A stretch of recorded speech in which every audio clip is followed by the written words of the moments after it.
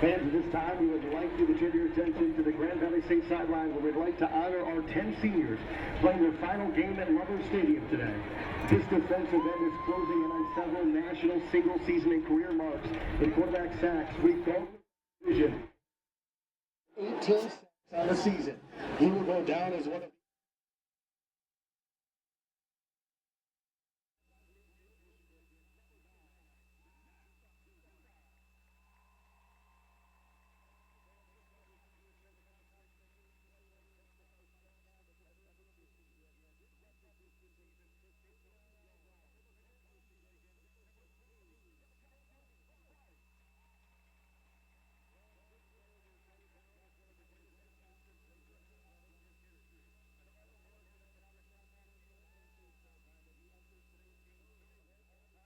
one. The 2015 college football regular season draws to a close today, and for Grand Valley, there's a great need for one more win to get a spot in the Division II playoffs. And good afternoon, everyone, and welcome to Lover Stadium in Allendale, Michigan. Along with Bob Mitchell, I'm Tom Cleary. It's the season finale today for the Lakers, who, if they win today, will move to 9-2 on the season. And on the face of it, Bob, this one looks like a gimme against the Saginaw Valley team that's 1-9. But everybody in this league is able to put up some points, and Saginaw Valley has played pretty good football against two of the better teams, Ohio Dominican and Ferris State. And what a season it would make for Saginaw Valley to beat Grand Valley, arch rivals for many, many years. A 1-9 or 1-8 team coming in, struggling this year, but a win today would make their season. Well, we talked about Grand Valley, and at the beginning of the year we said if the defense can carry this team, Bart Williams will have time to catch up. Now we're saying if Bart Williams can continue to carry this team, maybe the defense can catch up. This guy has had a sensational year in his first year as a starter. Absolutely. He's number 3 in the country in passing touchdowns, top 10 in passing efficiency. Nothing more that you can ask for Bart Williams in this offense. Defensively, they got to find an answer for letting up some points they have the last couple of weeks. We'll see what they can do tonight against a good Saginaw team. Well, Grand Valley had a very tough time on the road defensively, and Ashland didn't do all that much better last week against Tiffin, but the Lakers are on the brink. If they can get to 9-2, they'll most likely be playing somewhere next week. We'll see how it all unfolds today right here on the Grand Valley Sports Network.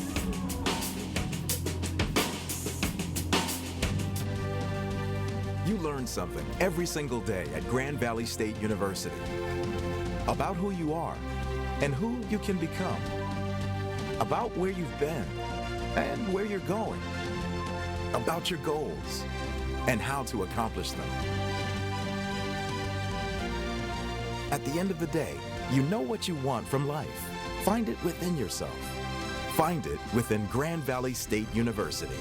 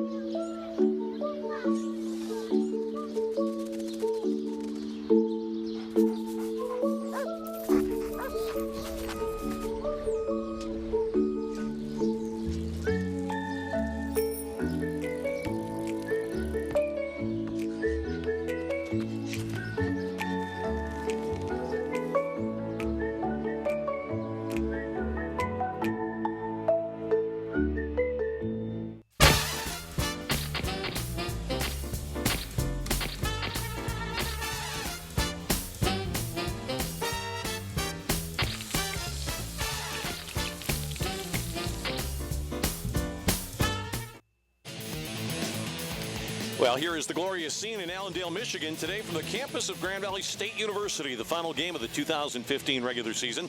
Tom Cleary along with Bob Mitchell with you with the rest of our broadcast crew today on Xfinity and the Grand Valley Sports Network. Bob, before the game, Grand Valley's 10 seniors were honored. It doesn't sound like you're losing too much, but when they start reading off the names, you're going, wow, that's going to be a tough guy to replace next season. Every year it seems that way. No matter how big the class is, you look at these players and you say, oh, well, how are you going to replace these guys? And had a quick chat before the game with one of our just unbelievable players, Jamie Potts, and he said last game. I go, no, it's not. He goes, last game at home. So this home game means a lot to these guys. Well, Jamie Potts departs. He'll go on, we think, to a career that will continue in professional baseball. He played minor league baseball out in Washington State this past summer. Got in about 75 to 80 games, I think, after the end of the college season. But you lose Matt Judon, a guy who's got NFL aspirations, Brad Horling, a four-year player, Jim Walsh, and so many other guys. And, a couple of guys that you don't think that much about. And here's a guy that I've been meaning to say something about all year long. Derek DeLuca doesn't really play except on the very important placement kicks, extra points and field goals. He's been aces for years here in that role. And it's a good thing we're not talking about him, because when you're talking about a long snapper, it's something bad. And he's just done a phenomenal job over his career getting the ball back to the punter and the kicking team. Well, a senior from Allen Park, and of course the other DeLuca playing a very pivotal role on this team, Dan DeLuca, the offensive lineman, who will be in a starting role today. Grand Valley will change things up a little bit today on the offensive line as Ben Walling returns to action, so we expect to see him in there at right tackle. DeLuca and Josh Stentler will spot each other a little bit at left tackle, but then the big three in the middle who have been so consistent throughout the last couple of years, Jim Walsh at left guard, Aaron Cox at center, and Revenberg at right guard. Brandon Revenberg, another guy playing for the final time at home today. And Grand Valley has been so good on kicks this year. Punting has been great. Yep. The kicking work of Joel Skipper, who's putting it on the tee right now at the 35, and everybody who's part. Games are won and lost on special teams, and especially in kicking situations, and Grand Valley hasn't been outdone by anybody in that regard this year. Who knows that more than Coach Matt Mitchell, who put himself in role and in charge of the special teams this year, and like you said, it's paid dividends. They've had a great year. Well, here's the kickoff to get us started. Grand Valley with Skipper flying one down inside the 5-yard line. And there's a little bit of a seam for Saginaw Valley's return man, who gets out near the 25-yard line. And Saginaw Valley will start from that point. It will be first down and 10. On the return, it was DeJuan James, the redshirt freshman from Portage, who's actually a transfer from Indianapolis, playing for the Cardinals of Jim Collins. Let's talk about this team. They've got an able quarterback in Brad Odeman, a guy who's thrown it pretty well this year, and he's had some good success. So we expect that they'll probably put a few points on the board here today. What they haven't done, Bob, they haven't run the ball very well at all. They're one-dimensional. They like to throw the ball around, and their offensive line does a decent job of protecting Odeman, but they do not establish the run very well. So look for them to put it up in the air, and they do here early. And here's a little bit of a out move that gets about 5 yards there, and it was a good job done by the receiver who's out there for Saginaw Valley. That was Max Corcoran, his 28th catch of the year. He actually turned as if to go on a sprint. He got the defender to turn and run with him, and then broke it back, and just a short little pop. Nice safe play for Saginaw Valley, picks up 5. But again, if you're a Grand Valley fan, that's the kind of play that Grand Valley's been hurt on the last couple of weeks. A lot of ball control passing games in this GLIAC, and this is another team that likes to try to control the offense with a short passing game. Saginaw Valley's going to hand it off, and this is part of the run problem. They get a little bit, and actually falling forward for a couple is Malik Washington, his 63rd carry of the year. But they're two featured backs, Washington and Harrell. Neither has picked up 300 yards here, and we're now in the 11th game of the season. So that tells you a little bit about their difficulty. Now we're going to see what Grand Valley decides to do here in this short passing situation against a short passing team. I don't think Saginaw is going to risk it on the ground, and I don't know that Grand Valley is going to try to jump a route here in the early going. So this could be kind of an interesting point to what could be the strategy for Grand Valley. A lot of people up, though, in the box, Bob. Yeah, you would think right now Grand Valley in the middle of the game would play a man-to-man situation and try to put pressure on the run. But being this early in the game, they might try to go zone and just trying to still feel out Saginaw. Well, they stacked out there, and they get the man out in the flat, and it's a completion. That's a very tough play to defend. Yeah. The receiver out there for Saginaw Valley was Keenan Smith. He's stacked behind a wideout, and then you've got a man in motion who complicates it, and Brad Horling had to wait to see which way the traffic was going. Well, when they go go a 3-stack situation like that, that's a play that you really like to go zone on and do some switching situations. But Grand Valley, trying to put pressure on that run, goes man-to-man, and the guy gets picked. It was Brad Horling got picked, and they pick up the first down.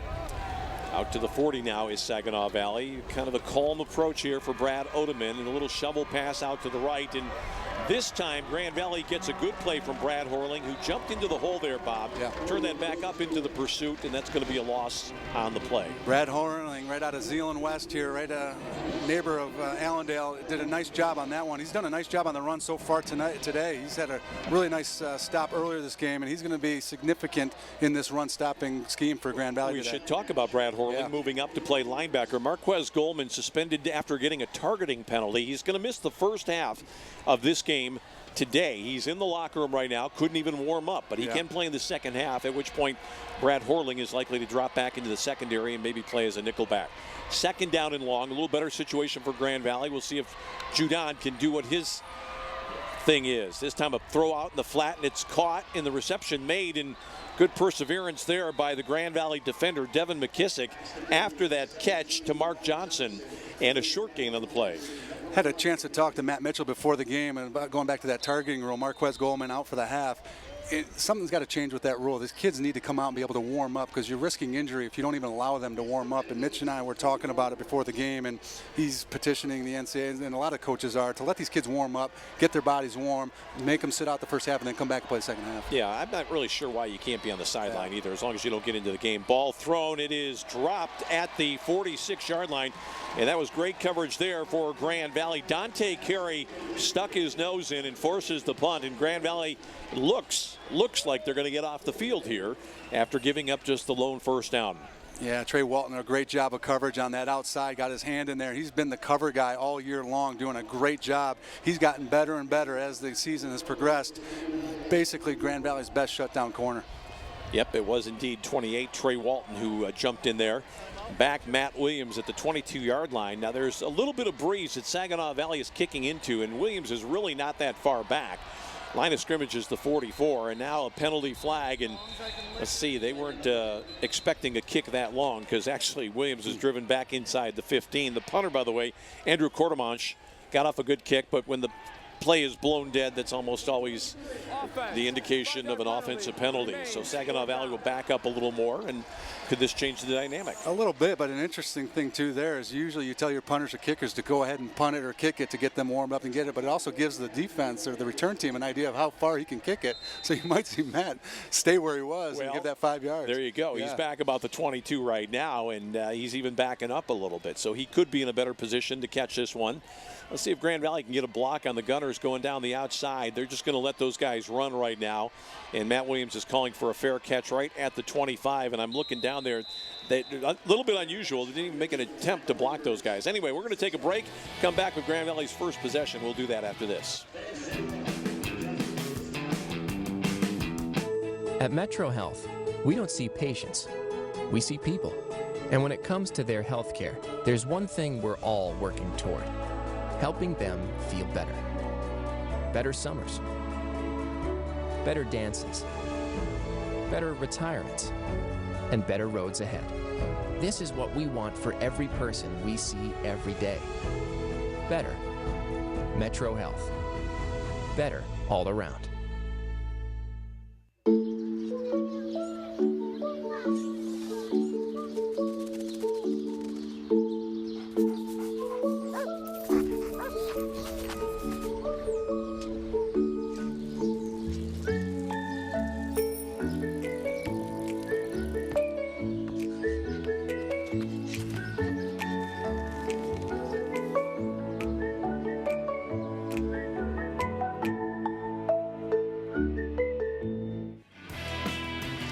All right, here comes Grand Valley with Bart Williams enjoying a sensational first year as a starter. Grand Valley's got 4 wideouts here. Kirk Spencer in the backfield, and Bart's looking to throw. He's going down the middle. He's got a man out there, Nick Dotson. Looked to me, Bob, like Dotson slowed just a little bit. Probably should have continued on that route. Did you see it the same way? Totally. He mistimed his jump right there and jumped a little bit early. Only got one hand up, but it's a really nice delivery here by Bart Williams. And if he gets his other hand up there, maybe takes one more stride. But a tough throw right in between 3 defensive backs. But Bart Williams, like we talked about earlier, his passing efficiency and 33 tight ends or touchdowns on the year, he's 3rd in the nation.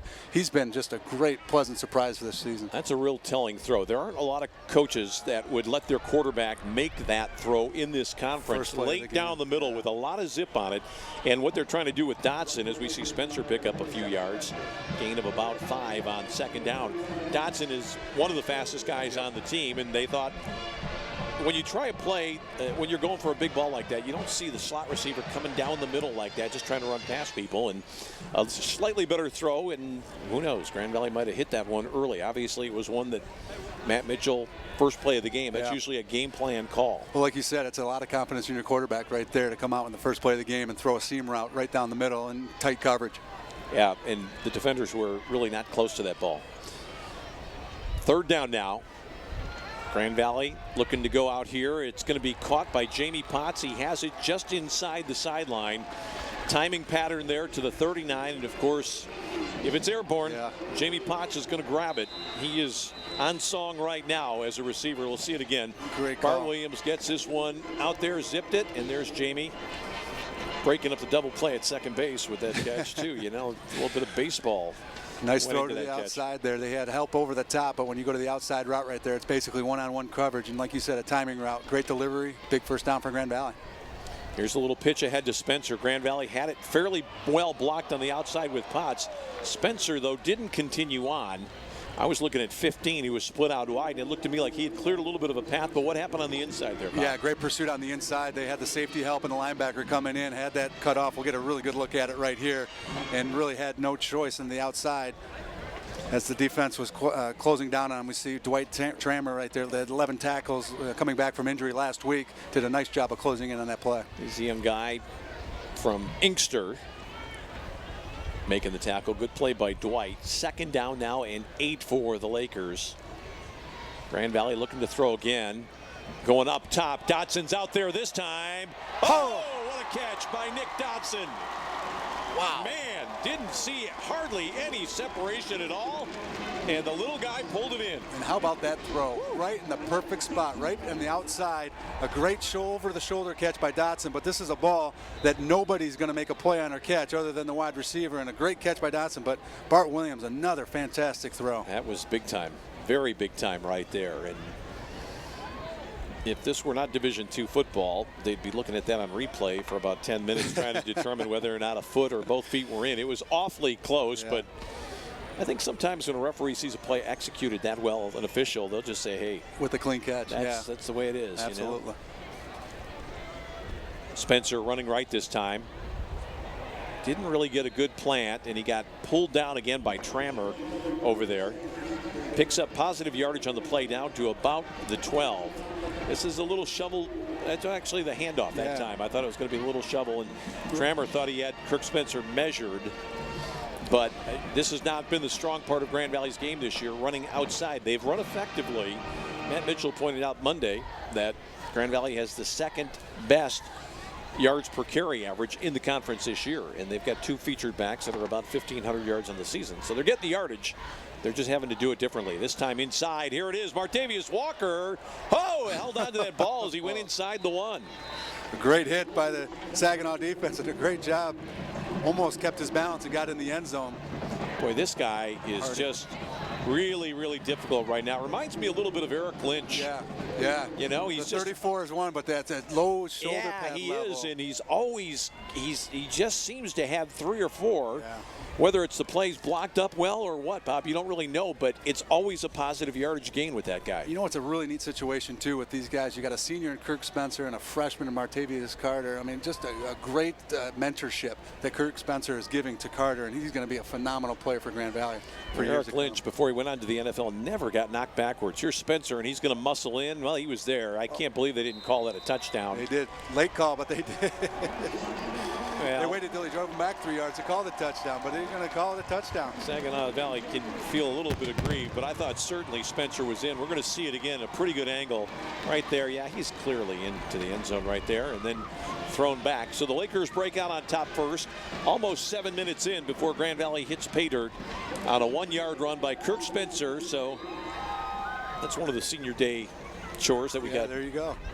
Checked off the list. Get Kirk Spencer a touchdown in his final game. Skipper out of the hold of Matt Williams.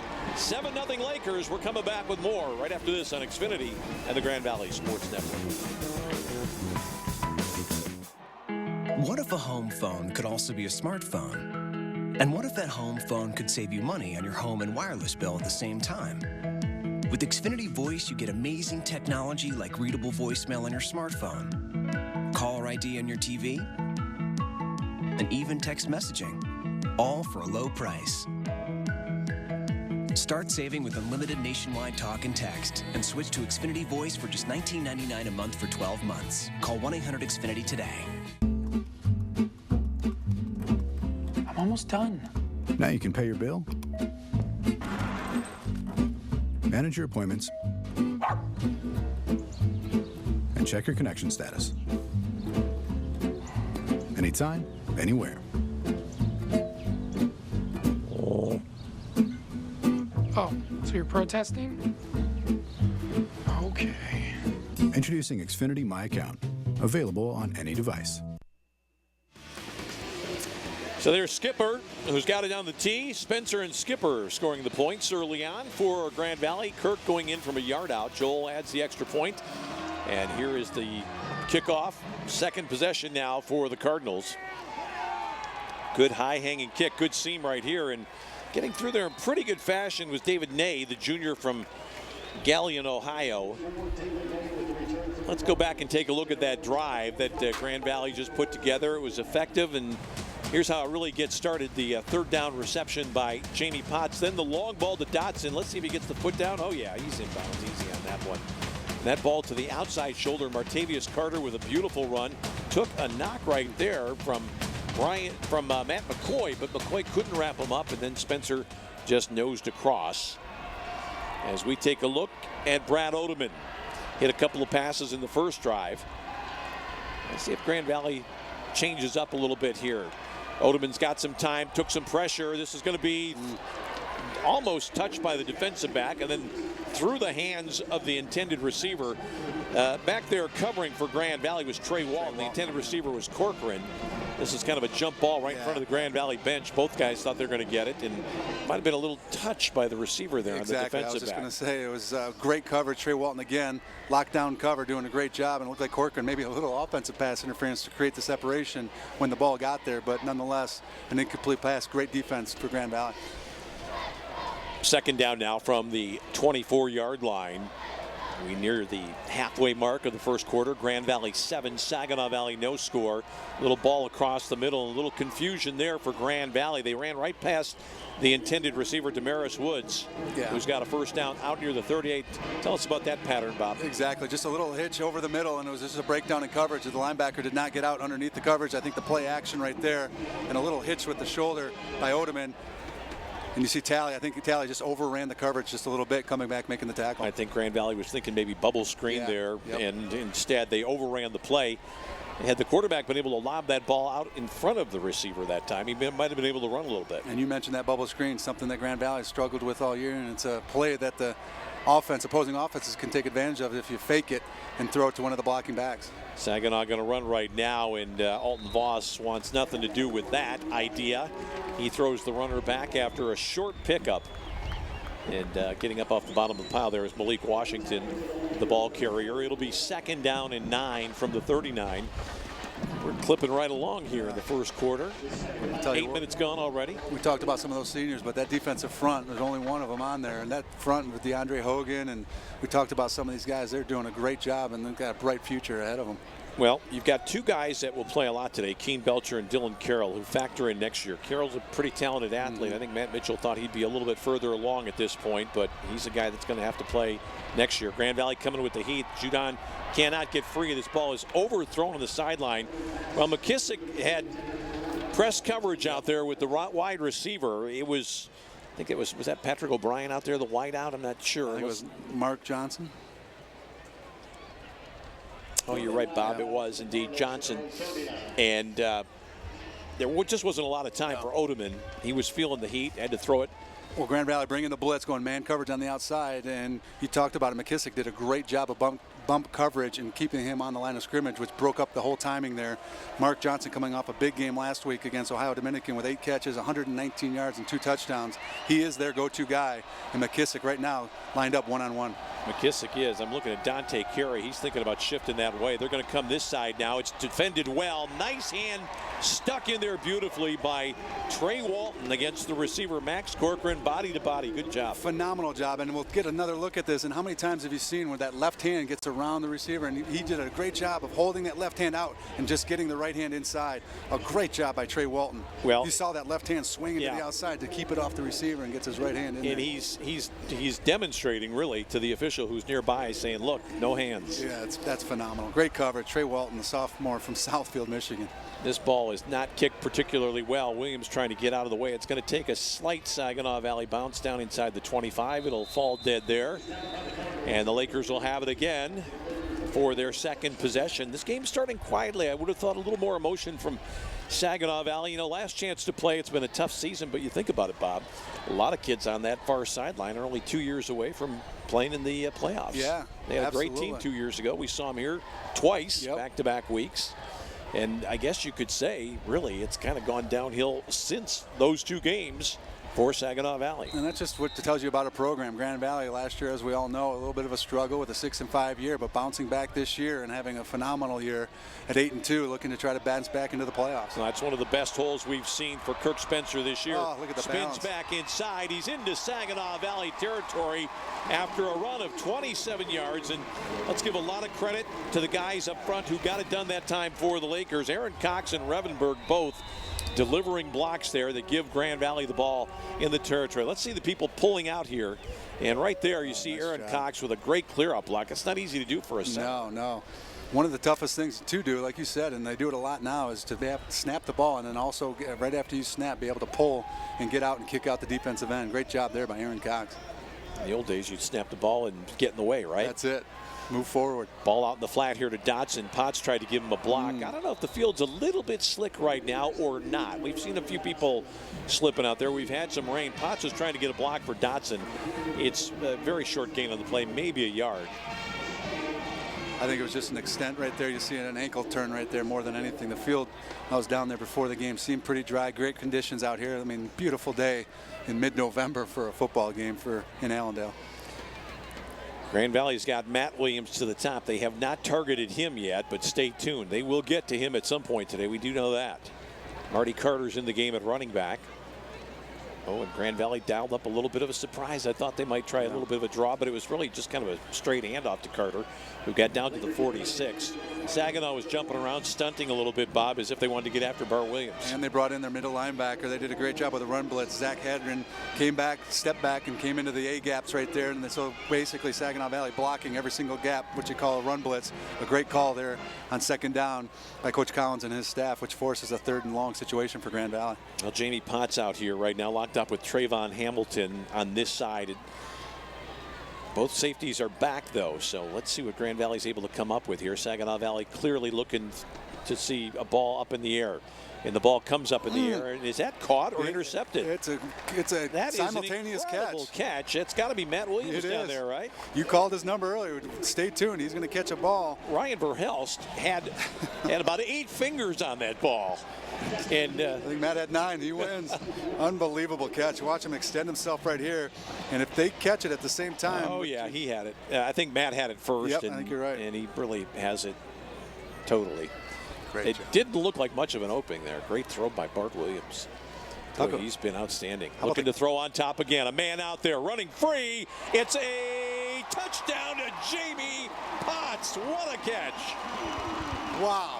And again, I've talked about this kid for 4 years now. The kid that can track a ball like nobody else. But watch what he does here on this replay with his left hand. He just basically creates a little separation right at the point where he catches the ball and catches the ball with one hand with his right hand. Watch this. Beautiful. Watch this. Little separation with that left hand. Look at that. That is truly a one-handed catch. And he carried it all the way down to his midsection. Sensational. What a play to remember in his final Lubbers Stadium performance. Jamie Potts getting the Lakers on top by A 14-0 count. Bart Williams is hot. We've got more football to come on Xfinity and the Grand Valley Sports Network.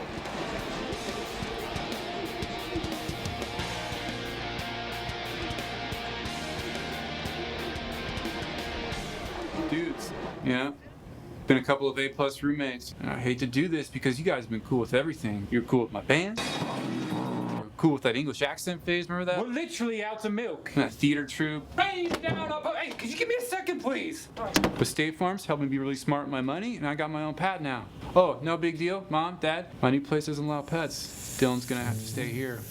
One love, Pops.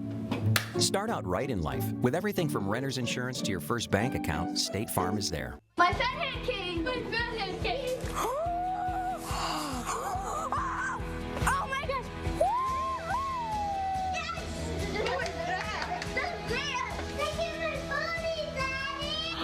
That looks really good. That look good? This is my fat head. I'm so excited for it. The goosebumps. Oh my gosh, that's awesome! Do you like it? I love it.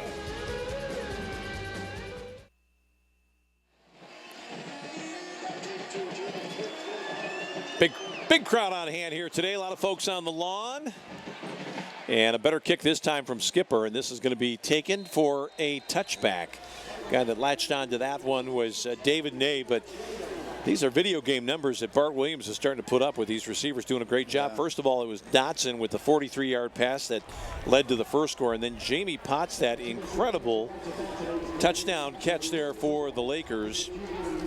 One-handed for Jamie Potts, and it's just been fantastic to see what this young quarterback has been able to do with these guys. And we've had a great opportunity to watch him week in, week out, and the confidence that this kid has and what the offensive coordinators and the coaches are allowing him to do every single week has been just amazing. And no shortage of points for the Grand Valley offense the last few weeks. Let's check this out right now. This is a skirmish line we're taking a look at from Saginaw Valley. They throw it out here. It's going to be complete to the inside receiver. Making the catch that time was Will Farr for a gain up over the 30. We talked, Bob, about 50-50 balls, something thrown up in the air in the general vicinity of a receiver. There's no such thing as a 50-50 ball with Jamie Potts. No. It's like a 95-5 ball. That's a great call. He does a great job of using his body and creating separation because he can track the ball so well, knows when it's going to get to him, slows down his route a little bit, and then speeds up to create that separation. And there we saw it on that touchdown. He did it a little bit and just extend the hand a little bit. Unbelievable to be able to catch that ball with one hand. Second down now and 4. The quarterback's going to keep it. They got a good block out there on the edge, and Odeman's got a first down as he's wrestled out of bounds across the 40. A couple of people getting into it on the sideline over there. Who was that? It was somebody involved in the play. Well, I thought it was somebody that wasn't even in the game for Grand Valley. I'm not sure who it was, but that was well behind the play, and even the tackle was a little bit borderline, but they just kind of rode out of bounds. Major Metcalf for Saginaw Valley was one of the players involved, and just a little bit of excitement. It's got to be a frustrating year for the senior out of Muskegon. I think, Bob, they've got two guys wearing number 4. The wide receiver, Damaris Woods, was the other 4. Metcalf wears 4 for the defensive crew. That terrible rule that they've allowed now with multiple numbers. That messes me up. Yeah. Here's a ball thrown out into the flat, a completion there, and a short gain, about 5 or 6 yards that time. And again, the catch made by Max Corcoran in front of Trey Walton. Well, Grand Valley doesn't think that Saginaw can run the ball well enough to knock it all the way down the field in this fashion, so they're backing off a little bit. And down below, I see as Jamie Potts gets a little bit work done on his foot, Ali Ajami is throwing the ball a little bit, and also Ryan West, the 2 Laker backups. And we would expect that if Grand Valley gets their nose out in front a little bit today, with the playoffs coming up, it wouldn't be a bad idea to get both of these guys, if possible, a little bit of work. Well, for a couple of reasons. One, to get some experience for next year, and 2, you never know what's going to happen in these playoffs, and it's always good to have a good backup quarterback. Odeman makes a nice scramble there on second down to pick up the first. He only got about 3 yards in the play, but at one point he was a good 6 or 7 yards behind the line of scrimmage before he takes off. And we saw the guy that had the best shot at him for Grand Valley was Keen Belcher as a pass rusher. And finally, it's Colin Schlosser, who's back in there at middle linebacker today, who makes the tackle. We expect Joe Moran, who was a little bit banged up, to be playing some. I haven't noticed him yet. Tally's still in there at one linebacker and toward the boundary. Horling continues for Marquez Goldman, at least for the remainder of this half. 1st and 10. This is a ball thrown out in the flat that is dropped, almost a lateral, not quite. That attempt and that's the for Saginaw Valley. Yeah, they threw it out there to Michael King, the freshman from West Bloomfield. Kyle Short on the coverage right here. We see him closing in, and that's a really difficult play for a safety to come up in that kind of a space to try to make a one-on-one tackle, and that's something that you and I have talked about. You know, the best way to defend that is just to close down the space a little bit. Instead of running from 20 yards and trying to make an open field tackle, run from 10, you'd be able to close it. Well, if he's running from 20 yards away, he has to run really fast to get there, and it's hard to break down. Exactly. I mean, how do you stop a shifty guy, which is usually what an opponent will have in that position? Boy, it looked to me like the man in motion was going toward the line of scrimmage there. A little flare out and a great play by Walton to get off the block and make the tackle. Super job. 2 great plays right there. Trey Walton coming off that block, and then also a great play by Kyle Schlosser forcing him to the outside. Nothing given to the inside there. And actually looked like Kyle Short on that tackle, not Trey Walton coming up and avoiding the tackle or the blocker to make this play. Was it? Yeah, it's 29 who's being held there. I saw that, and I thought it was Trey Walton, but that is indeed the safety Kyle Short for Grand Valley. Young man from Rockford, sophomore.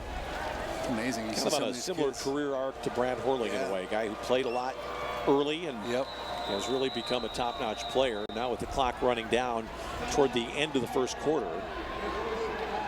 Saginaw Valley, I think, took that time out there. Let's talk a little bit about what we can expect the playoffs. You know, it was interesting. I had a conversation, Bob, with some of the Grand Valley people this week, and they said that with the big shift that we saw in the regional rankings last week, sometimes the committee will want to do that the week before the end of the season to avoid any conspiracy theory questions that happen at the end of the year. What we saw is that Ashland moved up from 4 to 2. Grand Valley goes to 7. And as it stands right now, if Grand Valley wins today, their most likely opponent would be Ashland next week at Ashland. Now, there are other things that can happen there. Texas A&M Commerce and Midwestern State, I believe, are playing today. And I think Colorado State Pueblo is a team that also has a game remaining. So, but barring any unforeseen circumstances, that's the way we expect it to look, which would mean Grand Valley going on the road to play an opponent they've already seen once.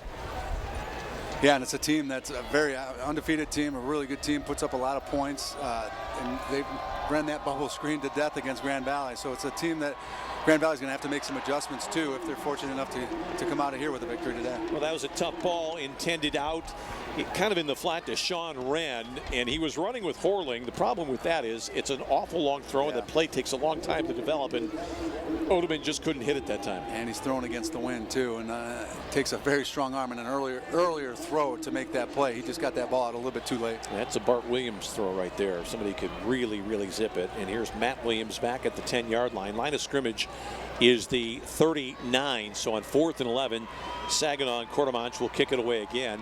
This is a big high kick. This will be fair caught, I think. Or maybe not. Matt Williams looking to go. And this guy always seems to make a little bit of yardage. That time I was a bit surprised that he tried to come back with that one high floater there and not much help, but it's a good kick by Saginaw Valley and a good take by Matt Williams. Grand Valley with its longest field right now. They'll have to go 83 yards to make it 3 straight touchdowns here. And we've got time, I think, for probably one more snap, maybe 2, to end the first quarter. Grand Valley on top by the score of 14-0. 34th touchdown pass of the year by Bart Williams to Jamie Potts is the 5th all-time for a single season. Wow. That ties him with Heath Parling, who achieved that back in 2011. And here's Bart looking to go to town again here, looking to crank it out deep, thrown into coverage this time, and that ball is picked off at midfield. Bart Williams thought he was hit late on that one, but there's the old adage, down the middle late, and looking for Dotson. Here's the problem with this one. You've got a quarterback, well, he got pretty well set there, but I don't think Bart ever saw the safety coming over on that particular play, and it's a great interception made by Dylan Dixon, the defender from U.D. High in Detroit. Great catch there, reaching back. But like you said, throwing down the field late. Looked like Bart wanted to go to the outside. He had a receiver that was well covered. Then he tried to make a play that he shouldn't have made and just throw it out of bounds and live to play another day. Is it a progression problem, Bob? Yeah. Should he be looking long first and then checking down, or do you check down? No, absolutely not, because that was a backside route, and he's rolling to his left, which is, again, another tough throw. But that was a secondary read, and he should have seen that there was safety help over the top, and that's a play that you just throw out of bounds. And he was trying to make too big of a play, having so much success early on in this game. And this ball is caught for a first down. They throw it out to Mark Johnson, who's got it down to the 34, and on what will be the last play of the first quarter, Saginaw Valley's come to life. Just a little blind confidence is what that's called. You have so much success early on, you think you can do everything right now, and that was a play that Bart Williams will look at and say, yep, I should have thrown that one away. All right, second quarter coming up. Saginaw Valley now in good position to climb back in. We'll have it when we come back on the Grand Valley Sports Network.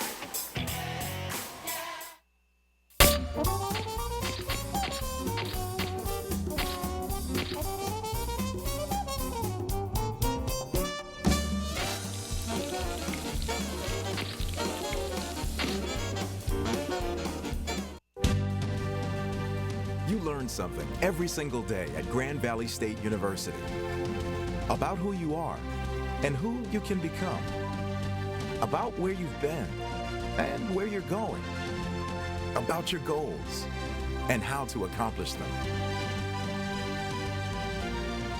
At the end of the day, you know what you want from life. Find it within yourself. Find it within Grand Valley State University.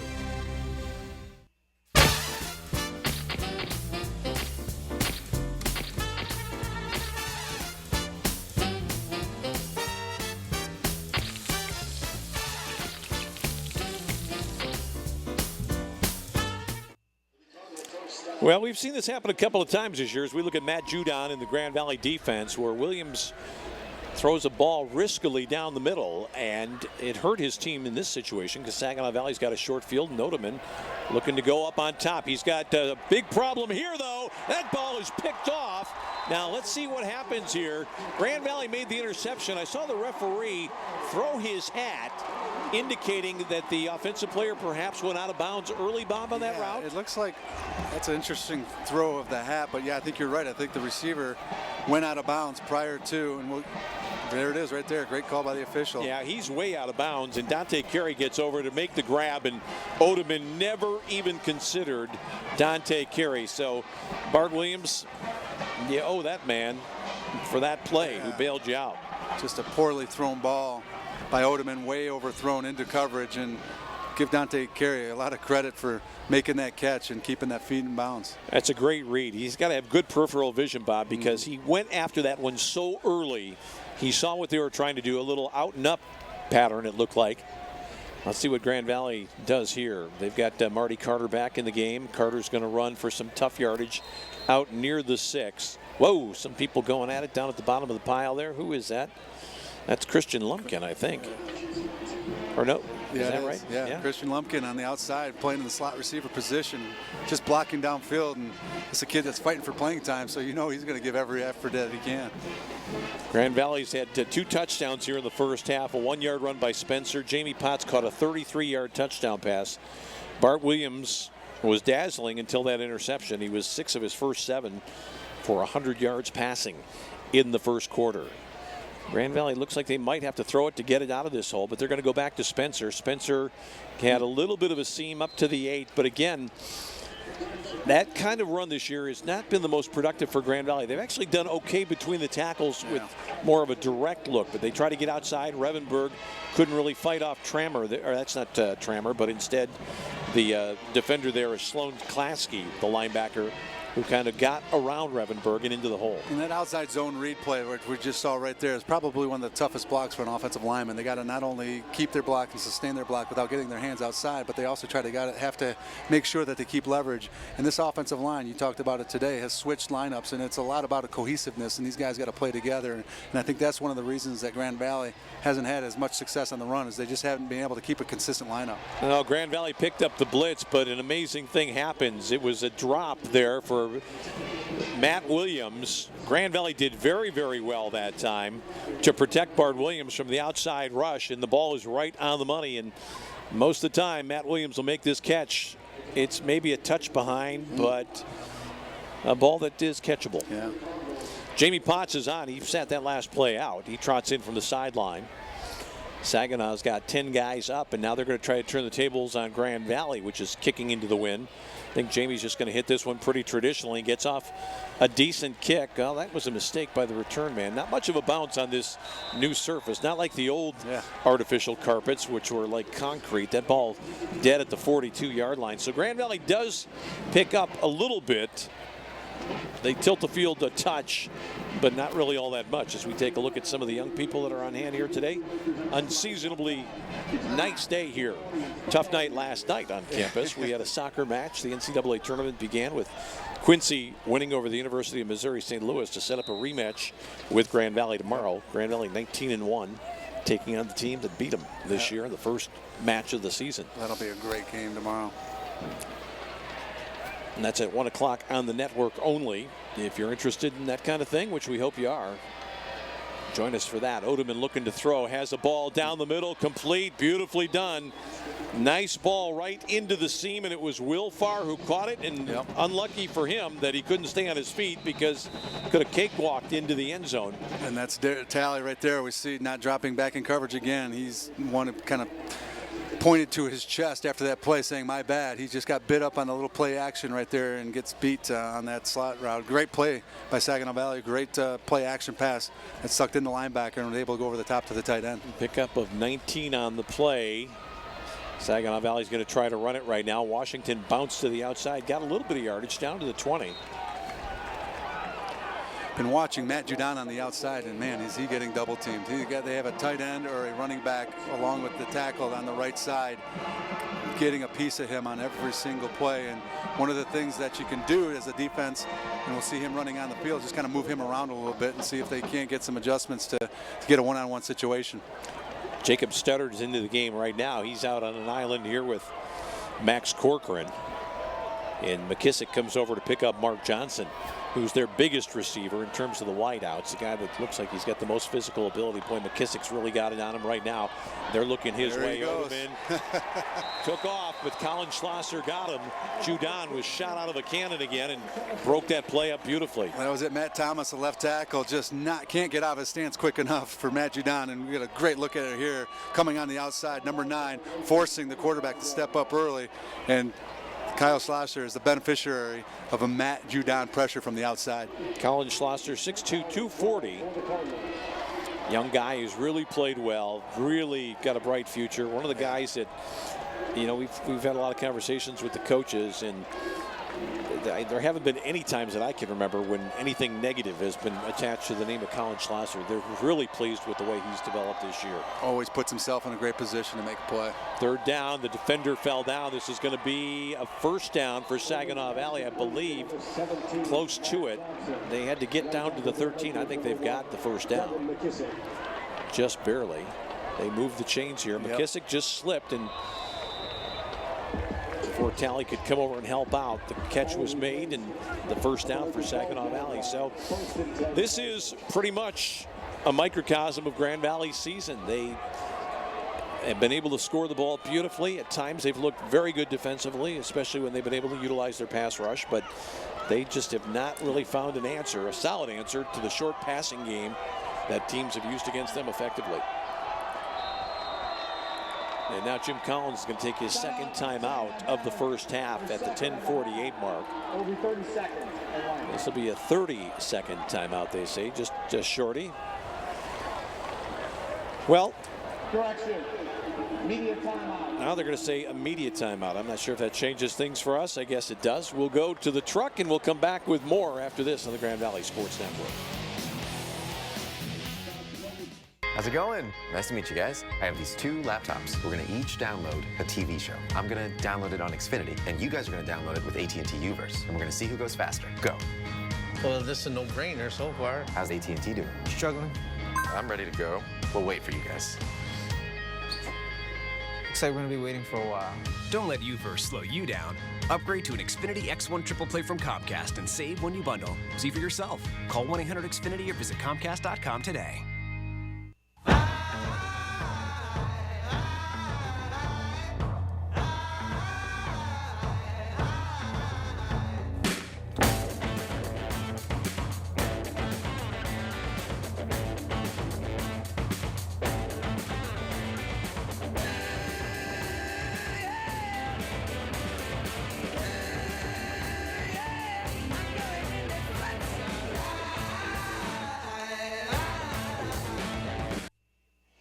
All right, Jim Collins felt it was an important juncture of the game. He needs to get one right here.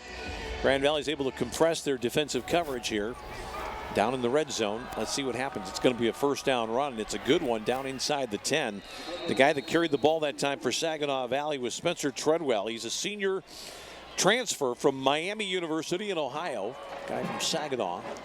He's got good yardage down inside the 5 and down near the 5, I should say. Actually, they're going to mark it back toward the 7, maybe the 8-yard line. DeAndre Hogan coming from the outside, catches that play from the backside, and just shows you the athleticism that these two defensive ends have moving to the outside with Matt Judon.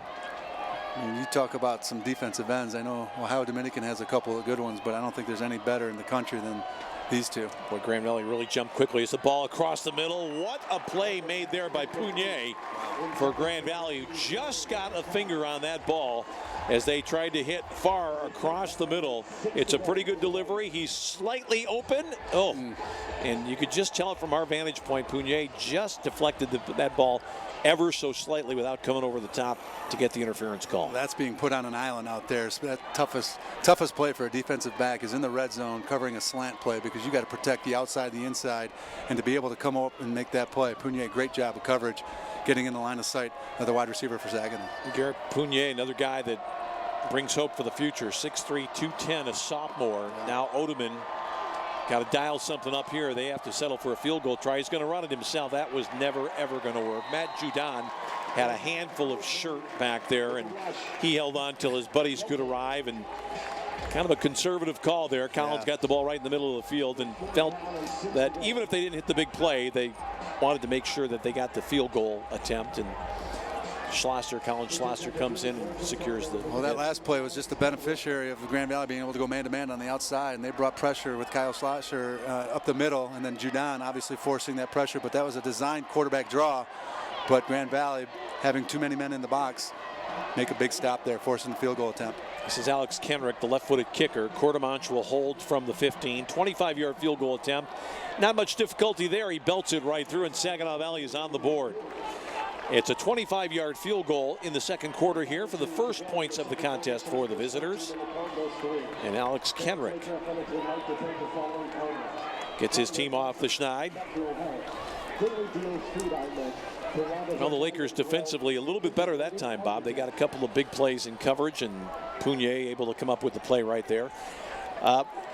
We're in a situation right now where Grand Valley's obviously at least thinking about what's happening next week. It's a pretty well-known concept that if the Lakers win this one, they'll move on to the postseason. And how do they stay focused here for the second half? Well, you know, with the season last year, and then, you know, you go back to 2 years ago, there's still a lot of players that went to the semifinals and tasted a lot of the playoff success, and understanding that they want to get back, and after a 6-5 season last year. And this is a rival. Saginaw Valley is a rival. They won the conference in 2010, 11, 12, and 13, so 4 years they won the North Division. So not a whole lot to get up for if you can't get up for a game like this, especially on a beautiful day like this. But they know they got to take care of business today to make the playoffs next week. It's really unusual when you see Grand Valley, a team that could well be going to the playoffs with still so much to work on at this point in the season, especially on the defensive side of the ball, because they know what's lurking out there, a team that spanked them pretty hard just a couple of weeks ago in Ohio. And Grand Valley did a great job putting up some points, and Bart Williams, had a great game, but defensively just couldn't stop that potent offense for Ashland. This is Justice Wright looking for a little bit of a hole. He gets it up to the 30-yard line. Nice return for him. Nice to see him get a touch on the ball today. Not very much of a target as a receiver with the guys that they have this year, and we're forgetting about Brandon Bean, who's been out for a little while now with an injury. But Wright gets a touch there, and a nice return back up to the 30. Best kick return we've seen for either side so far today. Grand Valley in a good position here, and It's interesting to see what Matt Mitchell's going to dial up now. They took a chance with Williams throwing that ball down the middle that was intercepted. That ultimately, I guess, 2 series later led to the field goal by Saginaw Valley. But I think Grand Valley's going to go right back to the throwing game here. Spencer's in there right now, and he's got it running right. He's got a huge gap. Spencer, well, he saw that he didn't really want to cut back in, but he had no more green underneath his feet. He had to find some real estate. It's a great run out to the 50. Pick up a 20 for Kirk. Watch this blocking on the outside. A great job of a kick-out block, and right tackle doing a phenomenal job right there, opening up the hole, and Spencer just keeping his feet and his balance and getting upfield right at the 50-yard line. Big run play for Grand Valley. Matt McCoy made the stop there. 20-yard pickup. Lakers now, thanks to a good return and then a good run by a return man, Kirk Spencer, at midfield. 3 wide again. Potts to the right. They're looking this way. They're throwing on their top to Potts. Can he get there? He's got it. He's down to the 5-yard line. 45-yard gain. And shaking his head on that one, the defender for Saginaw Valley, Ryan Verhelst, is just saying, boy, oh boy, how good is this guy I'm matched up with today? I'll tell you what a great job by Bart Williams delivering that ball. He had pressure up the middle. They ran a delayed blitz, and right tackle had a little bit of a trouble trying to pick that one up, but he delivers that ball with a man in his face right on the spot. Jamie Potts coming up with a big catch. A little unusual to see Jamie just run right past a defensive back there, Bob. No juke, no inside move, no nothing. Just take off. Well, he was getting press coverage, and he's such a physical receiver. As soon as he can get away from that press coverage, he's going to have an advantage. And Jamie Potts got some deceiving speed on the outside for a tight end H-back. Grand Valley with the twin setbacks on that particular look. That was kind of interesting. They brought Ben Hutchins into the play to lead block, but Spencer really never was able to get where he wanted to be. It's no pickup on the play. Looked like the old pro set that they used to run back in the 60s and 70s when you couldn't tell the fullback from the running back. Grand Valley usually running a spread, and we'll see it here. More of a spread offense even in the red zone. You might need to call a timeout. They're not really getting set real well here. Yeah, they've got a little bit of time, but I still think it's going to be a timeout here. They've got it down to 8 seconds remaining. Why rush? You've got timeouts.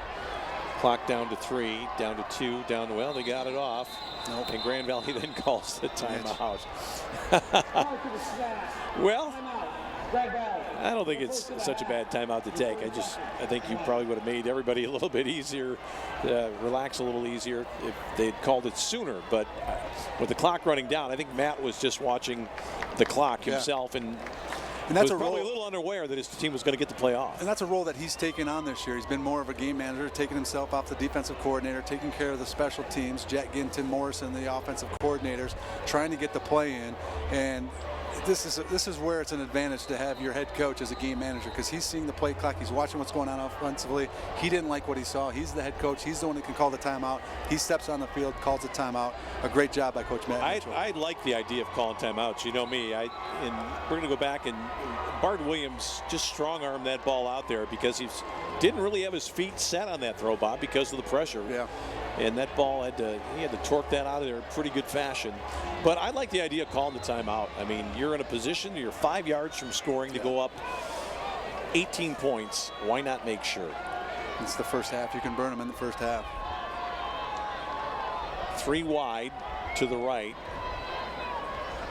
Which way is Grand Valley going? Oh, my goodness gracious. Talk about a bad decision. Late to the sideline, an interception. Bart Williams has got to get there and get in the way. This is going to go for a huge touchdown return for Matt McCoy. And then people throwing and getting into it after the play. It's not going to affect the touchdown. Again, though, here's the problem. This is a ball that's thrown very, very late. There's a personal foul going to be called, I think maybe against Saginaw. But Bart Williams here has got time and just did not see the defensive back at all. This is going to be a 98-yard return for a touchdown. The penalty, I think, will be against the team. Was there an ejection? Yeah, Jack Jennings threw a punch. I saw it right in the skirmish, and he's going to get ejected. I think the officials are telling him, the coaches are now telling him, and just out of control, number 93, Jack Jennings throwing a punch. But what a great play by Matt McCoy. A great catch by a defensive back. You don't see the hands of that and the balance to stay up. And what the quarterback has to do at that point for Grand Valley, Bart Williams has to just turn and run and get to the sideline. It's a 97-yard return for a touchdown. 93, Saginaw Valley. That 15-yard penalty will be enforced. Okay, that's Brian Earl doing exactly what you described, Bob. And Matt Williams was one of the guys that was down in the area there, but goodness gracious, Grand Valley. Just, you know, we've been singing this guy's praises. He was trying to get it to Justice Wright. And now Bart makes a play here, but he probably should have just continued to the sideline.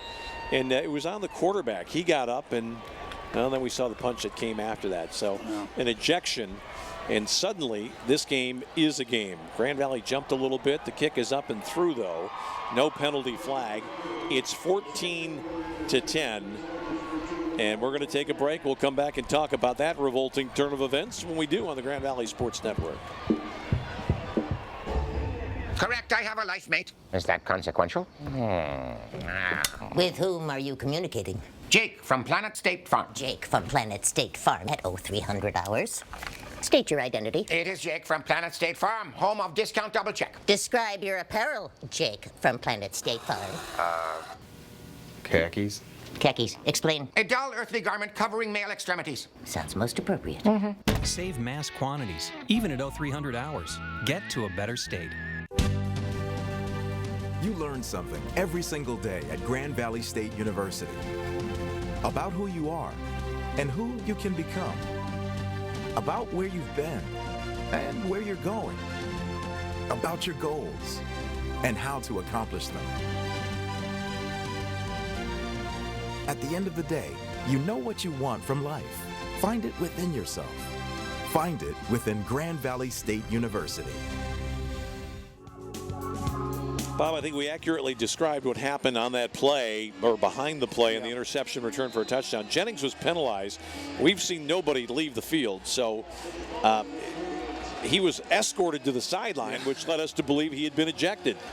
But Grand Valley has really made a hash of it here, and it's Bart Williams with 2 interceptions, including that one, that has made this a ball game. I'll tell you, a turn of events going from possibly going up 21-3 to a 14-10 ball game. Now Grand Valley really has to dig deep right now and make a play, and they do on special teams. Well, Grand Valley takes advantage of the penalty. Boy, there's a late shot in there at the pile at the end. Saginaw Valley came flying on top of that one, but Kirk Spencer returns it to the 42. And this is a situation right now, if you're Grand Valley and a Grand Valley fan, and we've been talking about the playoffs and what can happen down the future, and 14-10 ball game, we still have a ball game, but this game's getting chippy. And when games like this get chippy, that's when you see some injuries and you see some things happen, you know, extracurriculars, and we have a player for targeting missing the first half of this game. You don't want anything to see anything happen if Grand Valley were to win this game, to have a player have to miss the playoffs either for a fight or for an injury because of the chippiness that this game's getting. Well, I'll tell you what I expect on this play. 34, Marty Carter's in the game, and I'll be shocked if he doesn't get it here on first down. I don't think that they're going to do anything other than try to go power football for a little bit here. And Carter, again, has got good positive yardage up near the 49. It's a pickup of 6, and he was tripped up around the ankles there. It would have been an even bigger game.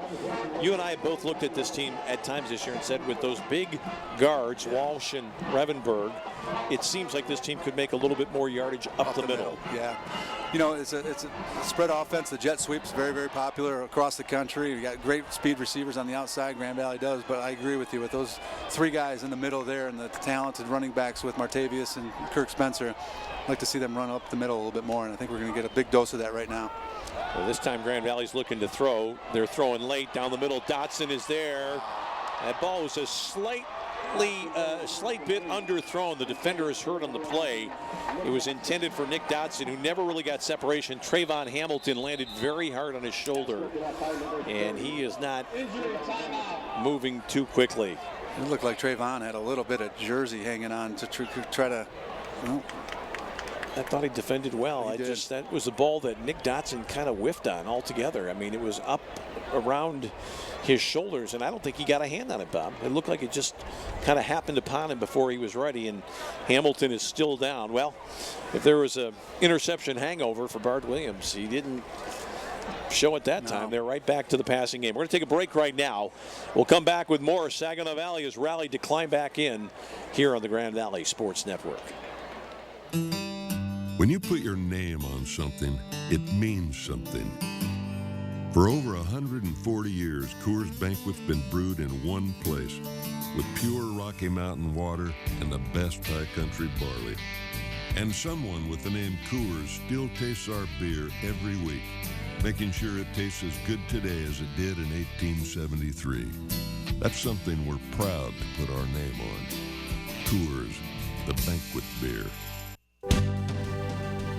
You learn something every single day at Grand Valley State University about who you are and who you can become, about where you've been and where you're going, about your goals and how to accomplish them. At the end of the day, you know what you want from life.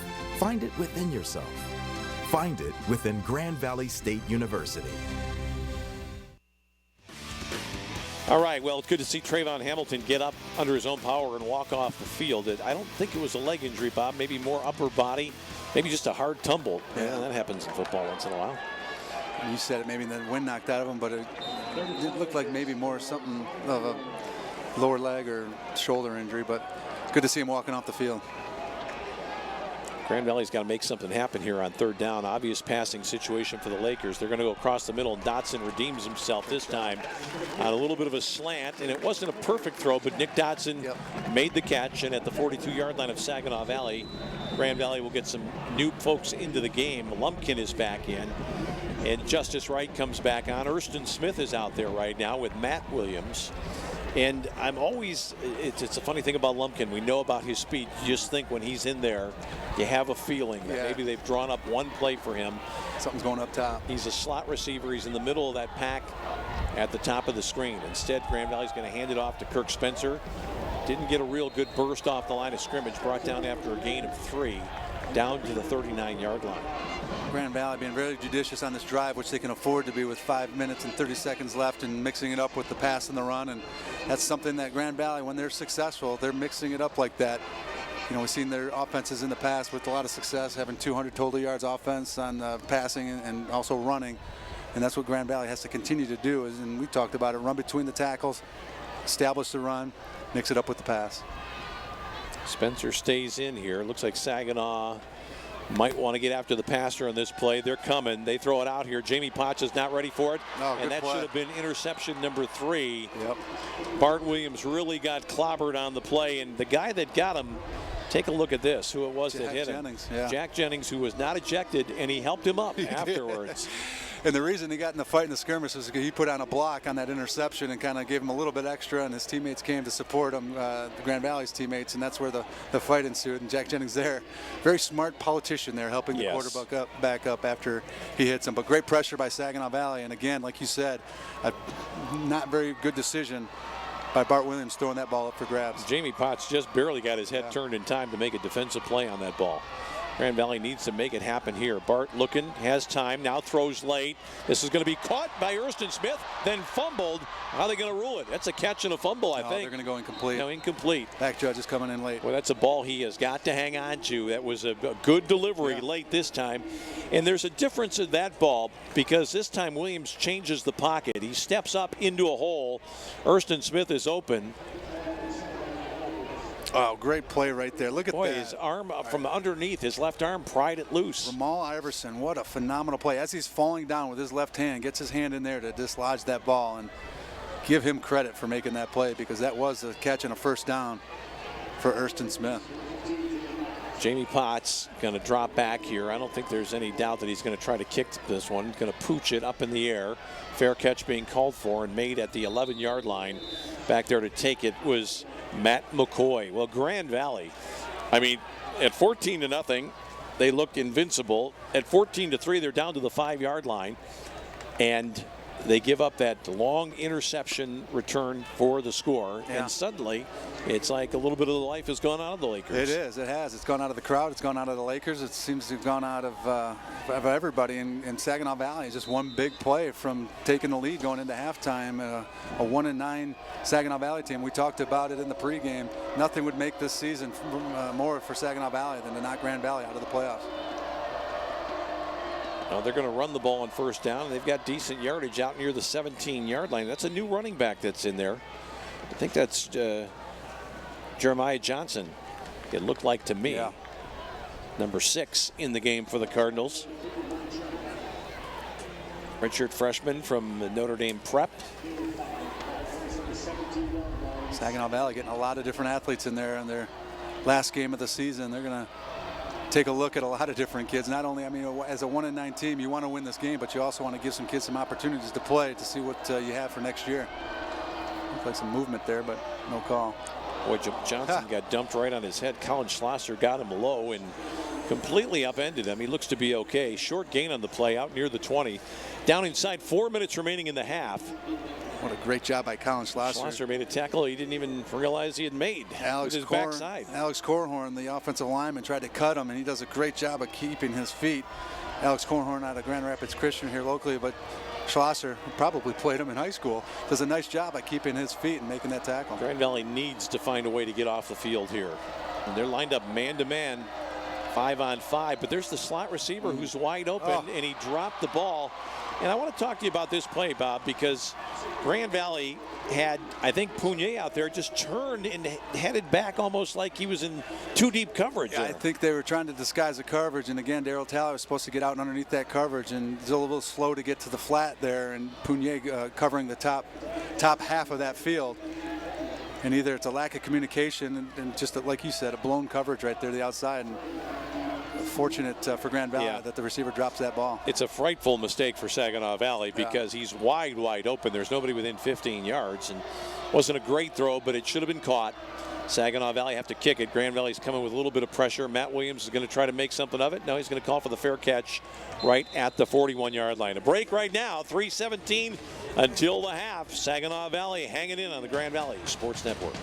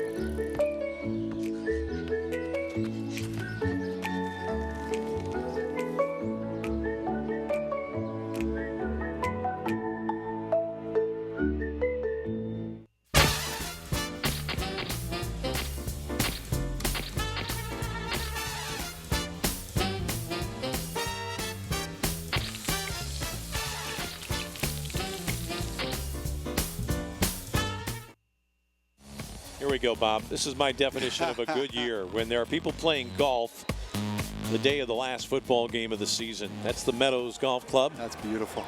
Attaboy. 50 degrees. Get out there, fellas. That's a summertime weather in November in Michigan. Boy, this is a big drive for Grand Valley coming up. Williams looking to throw, drops it out in the pass. That is incomplete. Are they going to call that a lateral? You know what, though? A great decision by Bart. Maybe just a little bit too much heat on that pass, but he does a great job. Great coverage by Saginaw Valley in the secondary. He checks his first, second, and third, and just does a little dump off to Kirk Spencer, which if he catches that ball is going to go for some pretty good yardage, but just a little hot on that pass. Big series for Grand Valley. If Grand Valley could somehow find a way to score here to go up 21-10, they'll get the ball to start the second half, and they might be able to build on this momentum. But right now the Lakers are lackadaisical. They've just, it was too easy early on, and now it's gotten a lot tougher. And Grand Valley has kind of turned away from the running game. And here is Spencer looking to go inside. He's got decent yardage up near the 45, but it's still going to be a 3rd and long situation. Well, I think the offense and the offensive coordinators, both Jack and Tim Morrison, maybe a little bit perplexed and confused by what Saginaw Valley has done defensively to make some adjustments, because Grand Valley offensively have put themselves in a lot of 3rd down and short situations in the first part of the game when they scored their first 2 touchdowns. And as of late, they've seen some 3rd down and long situations, whether it be incomplete passes on 1st down and short runs on 2nd down like we saw on this drive. Well, it has been absent for Grand Valley a little bit, not completely, has been the short pass here today. They've been trying to hit up over the top a lot, and they've gotten burned on it a little bit. Bart Williams is going to have to make a delivery here because Saginaw Valley's got some people in the box. I think they're looking to cover, though, here. Grand Valley's got time. Here's a ball thrown over the middle, and Nick Dotson really just was not open. He got tangled up there, but I'm a little surprised that, Dotson, being a smaller guy, he's kind of the guy you try to go for a big hit on. Yeah. You'd think maybe the bigger receiver over the middle, Bob, would be somebody they'd be looking at here, but let's see what happens. Well, feet got tangled up, but there's good coverage. Good coverage on that outside, and like you said, going for a bigger play than maybe they needed. They had Erson Smith on the outside running a deep out at 7 yards, came wide open on the right-hand side. Bart Williams decided to go to the slot receiver up the middle for a big play. He might have to look at maybe checking down a little bit. Jamie gets off a pretty good kick. Jamie Potts from the 45-yard line. This is going to roll all the way down inside the 5. And down at the 3, a 52-yard kick for Jamie Potts, which pretty much puts the onus on Saginaw Valley to get a first down here. Grand Valley's got their timeouts, and I think that Matt Mitchell will use, well, they've got 2 of their timeouts, so they can let them run a play and try to force Saginaw to do something here, when Jim Collins would rather probably just get to the locker room down only 4. You would think right now Saginaw Valley is going to come out and try to run the ball, forcing Grand Valley to use their timeouts. If they do decide to pass the ball, get an incomplete pass, it's going to work right into Grand Valley's hands, and you'll be able to use that as a timeout. So look for Grand Valley to stack the box right here and put some sort of run blitz on to stop Saginaw Valley and call a quick timeout. I got to believe they're running the ball right here with Johnson. Johnson's going to be wrapped up very near the goal line. Grand Valley, they're going to call timeout right now. They're going to let this play run. They'll let it go this time and force Saginaw Valley to make the decision on whether or not they want to throw. Boy, they lost yardage there. They did. They lost a yard, maybe a yard and a half. And I'm telling you, I love the idea of calling a quick timeout and seeing if Saginaw Valley will use their pass play on one of these 3 downs to try to, move that line of scrimmage. I think they're doing the same thing. They're going to run it again from the end zone. No, there's a penalty. That really helps Grand Valley's cause right now. And there's the pass play there. Sprint out. Yeah, it's a safe pass play. They're going to get the quarterback. They don't really back up too much, but that does stop the clock, which is helpful. With a new quarterback, Jacob Leclerc. Remains 2nd down. Boy, that's interesting.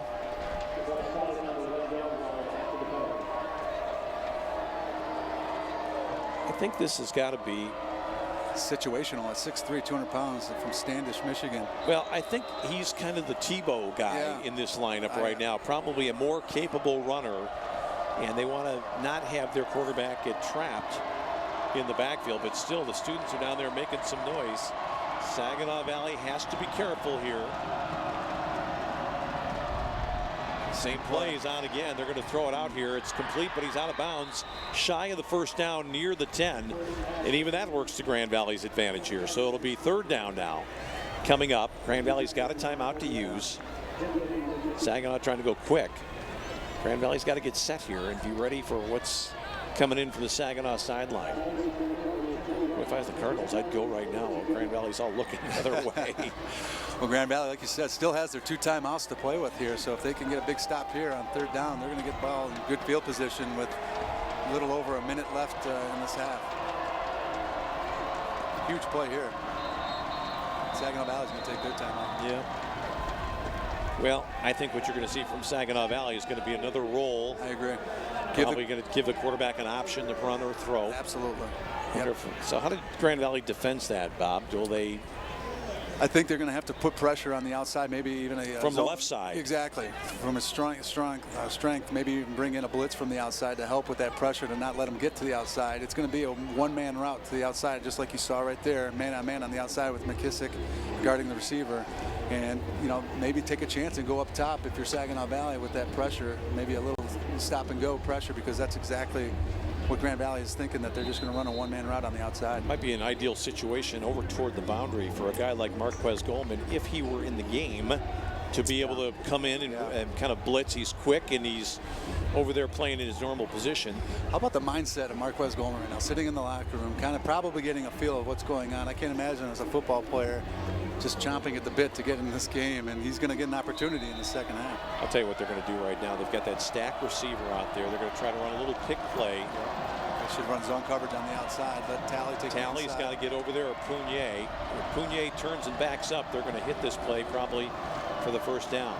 Now they're looking to roll right. Holding on the outside. Holy cow. Quarterback just got there, and he's got the first down, and that means the first half will probably end without incident as Saginaw moves the chains. But what a disappointing second quarter for Grand Valley. Looked great at the beginning. Judon was wrapped right up. There. Second down. Yep. Matt Judon got tackled on that last play, and we saw it down at Ashland. He was really mugged and mauled down there, but doing a great job of putting pressure on the outside. But like you said, Saginaw Valley here with the minute 16, Grand Valley with only a couple timeouts may be able to run out this clock in this halftime. 1:16 to go. Saginaw Valley continues with the new quarterback. They're going to get it off to Johnson. He ran right past Joe Moran, who was in there for the first time, but Grand Valley makes a stop, and still a little bit of pushing and shoving at the end. The clock did not start, I don't think, really on time there. Seems to be an awful lot of time still going, unless Grand Valley jumped in and did something, but the clock is running, so there's no timeout called. Coach Mitchell and his staff realizing that even if they use their 2 timeouts, that they'll be able to run out the clock.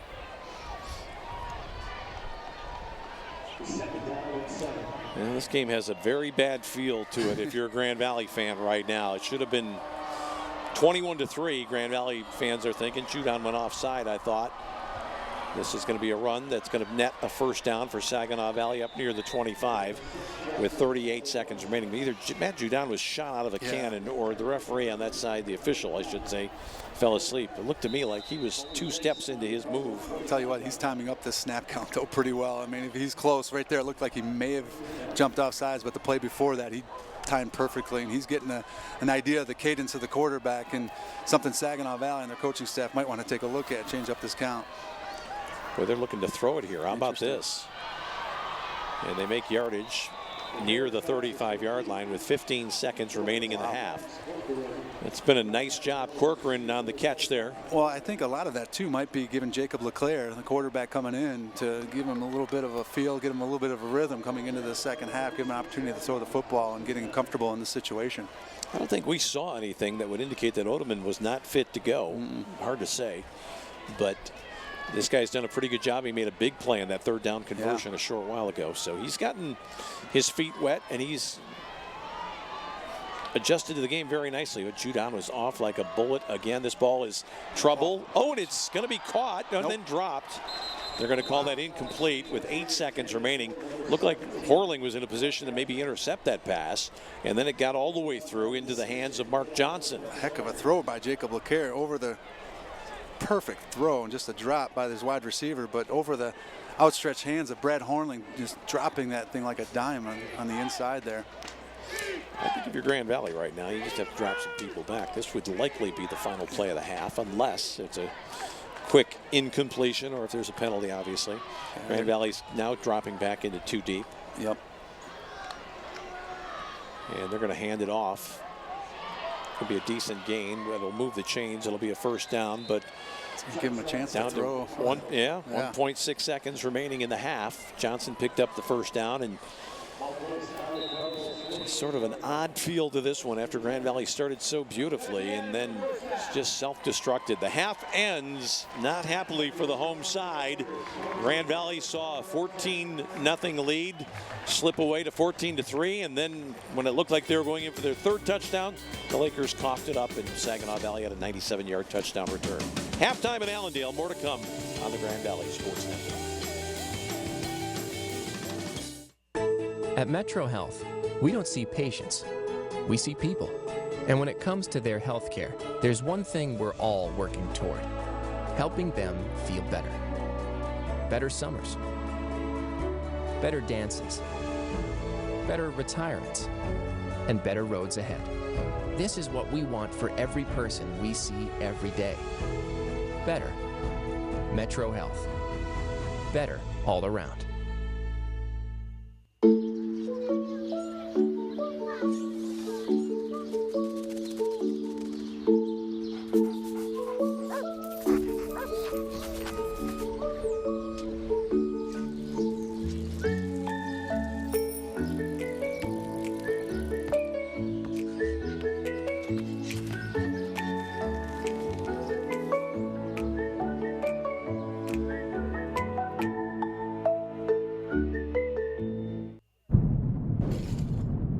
Replace the microwave cooking device. Oh, this will cost mass quantities. Commence the jingle. Like a good neighbor, State Farm is there.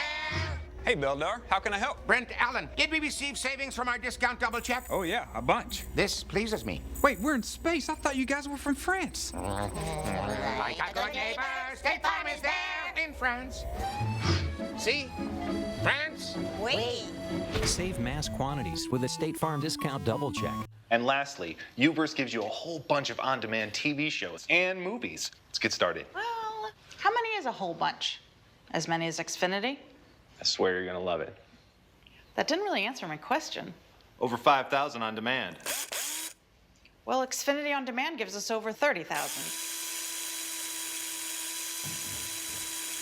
We'll set it up for you. Don't settle for Uverse. Get over 5 times more on-demand TV shows and movies on TV with Xfinity from Comcast. 14-10 at halftime here. Grand Valley leading it. Grand Valley dominated the first quarter on touchdowns by Kirk Spencer, a 1-yard run, then a 33-yard pass from two Potts from Bart Williams. But the second quarter, well, it turned around. Alex Kendrick had a 25-yard field goal and then the 97-yard touchdown return. That was the third down completion to Jamie Potts. This was the big ball to Dotson, the biggest pass play of the game for Grand Valley. 43 yards. Martavius Carter took it down near the 1. And then Kirk Spencer ran it in for a Laker touchdown. A little bit later, Spencer with the big run, a 20-yarder here for Grand Valley to start that drive. Spencer had a big first half. Later, a completion to Matt Williams. And then Grand Valley on top. Watch this one-handed catch by Jamie Potts for the score. But here's the play that turns the game right here. A late throw picked off, intended for Justice Wright. It's Matt McCoy who goes 97 yards down the sideline. Bart Williams trying to make the tackle there and not able to do so. And Saginaw Valley comes back into the game at 14. Saginaw Valley doing a little bit better than we expected. They have moved the ball effectively at times through short passes, and they're right in this contest, and they've had the ball. And both teams had it, but nobody really came close to scoring. Grand Valley with a couple of turnovers in the first half. Yardage, well, Saginaw Valley doing a little bit better than we expected. They have moved the ball effectively at times through short passes, and they're right in this contest, and they've had the ball a little bit more than the Lakers have today. So Grand Valley leading Saginaw Valley, but this one is far from over. As we take a look at the Meadows, it's halftime here, and let's find out more about what's going on right now around Grand Valley.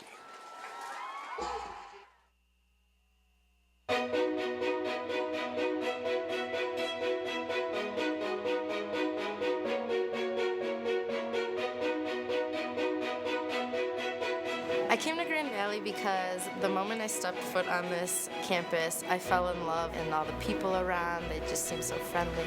So I was like, this is where I need to be. They have a great biology department.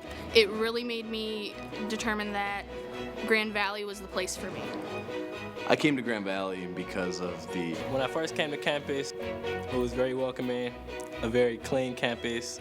I came to Grand Valley because they have a great biology department. It really made me determine that Grand Valley was the place for me.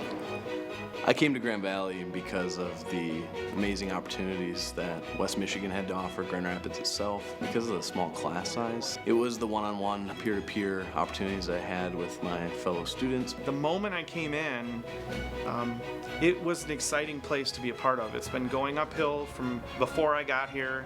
It's continuing the upward trend. I really feel really blessed to be here.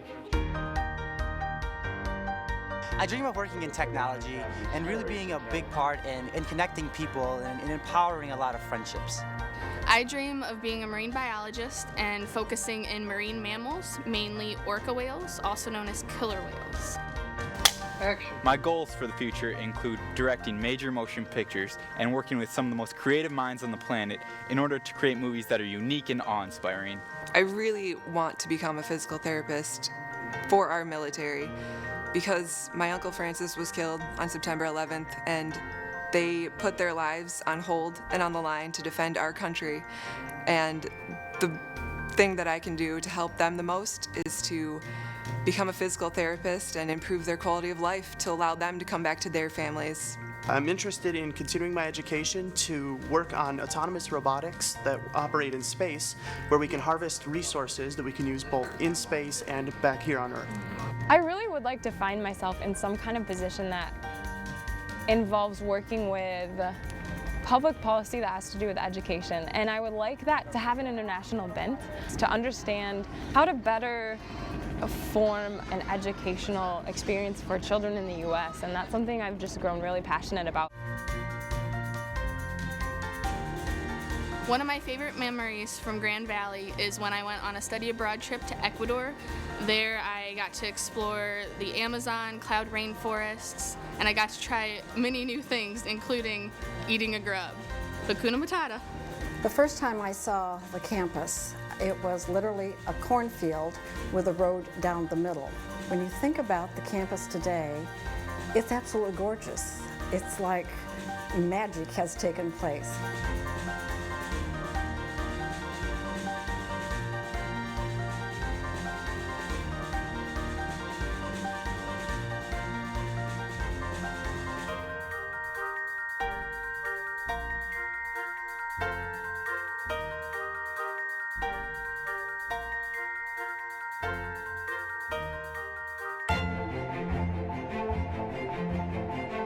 My favorite memories at Grand Valley are working with different people and having a chance to work with people like T. Haas, you know, and to have him actually know my name was, you know, I think a pretty cool thing. My favorite memory at Grand Valley has to have been making Happy Grand Rapids. I had the ability to interact with a couple of students here and film a bit of the parts on campus, and that was a really fun experience.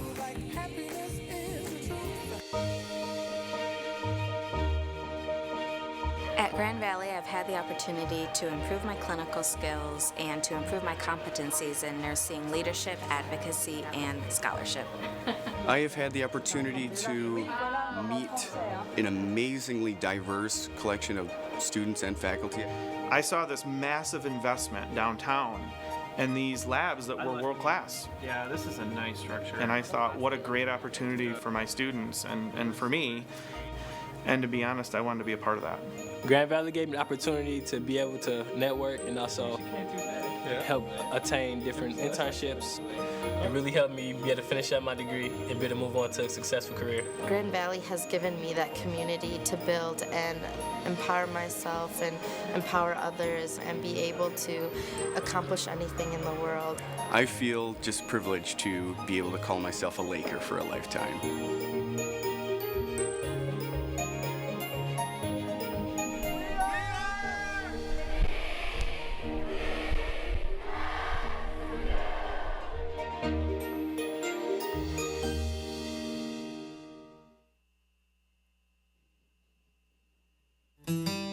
When you put your name on something, it means something. For over 140 years, Coors Banquet's been brewed in one place with pure Rocky Mountain water and the best high country barley. And someone with the name Coors still tastes our beer every week, making sure it tastes as good today as it did in 1873. That's something we're proud to put our name on.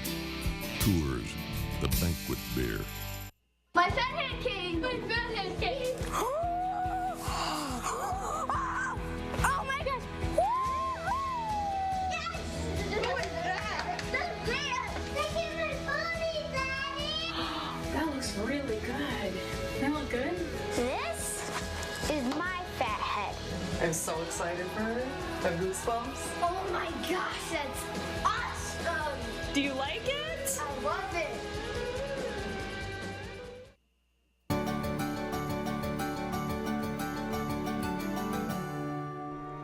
Students are enrolling in record numbers at Grand Valley. This fall, the campus welcomed a record number of first-year students, bringing the total number enrolled to more than 25,000, hitting a major milestone for the university. The percentage of minority students is also a record high, as is the number of international and out-of-state students. I chose Grand Valley because it offers a great education for an affordable price. There are also enrollment increases in engineering, health professions, nursing, and business. These increases show how the university's programs align with what students want and employers need.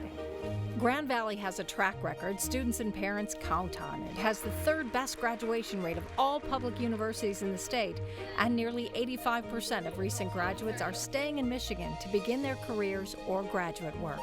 For Around Grand Valley, I'm Mary Eileen Lyon. Now, the Grand Valley Band performing at halftime here at Lubbers Stadium, the final home game of the 2015 season. And this one, at least over the last 15 minutes, not going exactly the way the home fans inside had hoped. Grand Valley jumped out to a 14-0 lead, then gave up a field goal, and then after that, a 97-yard interception return when the Lakers were knocking on the door, hoping to score again. A little bit like what happened last week when Grand Valley made a couple of red zone mistakes at Tiffin that made the game maybe a little bit closer than some people thought the final should have been. But the Lakers in a dogfight right now, leading 14-10. If Grand Valley can win, we think the Lakers will advance to the playoffs in Division II next week. But right now, they're only thinking about knocking off Saginaw Valley, which is not going to be easy. The Cardinals starting to take the fight to the Lakers here in period number 2, but still 30 minutes of football to come today at Lubbers.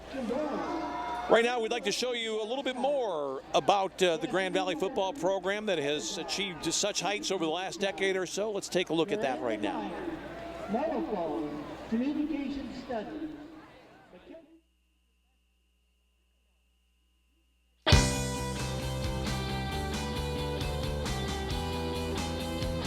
As a senior in high school, didn't really know what to expect, but when I stepped in Grand Valley's doors, the atmosphere and just the level of competition and intensity here was unmatched across the board to other schools I visited. Before coming to Grand Valley, I used to see Division II teams play on ESPN, and I said, I want to do that. Knowing that I know the following year I'll be playing in the national championship game. He's at the 50, he's at the 40, he's at the 30, he's at the 20, 10, 5, and it's a touchdown, Lakers! Of course, I'm playing at a broader scale right now in the NFL, but just the pure passion that the fans came out into Lubbers with every day is unparalleled. There's really an acceptance. You're part of a club, you know, being a part of this team, and you're part of it for life. It's not a 4-year thing. You're a Laker for life. People around the nation know when you hear Grand Valley State, usually think of they're playing for a national championship or they're in the playoffs making a deep run or winning their league even. A lot of guys play college ball, you know, Division I, and never get to play for a national title. Here you get to play for a national title. You're always going to compete for it here at Grand Valley.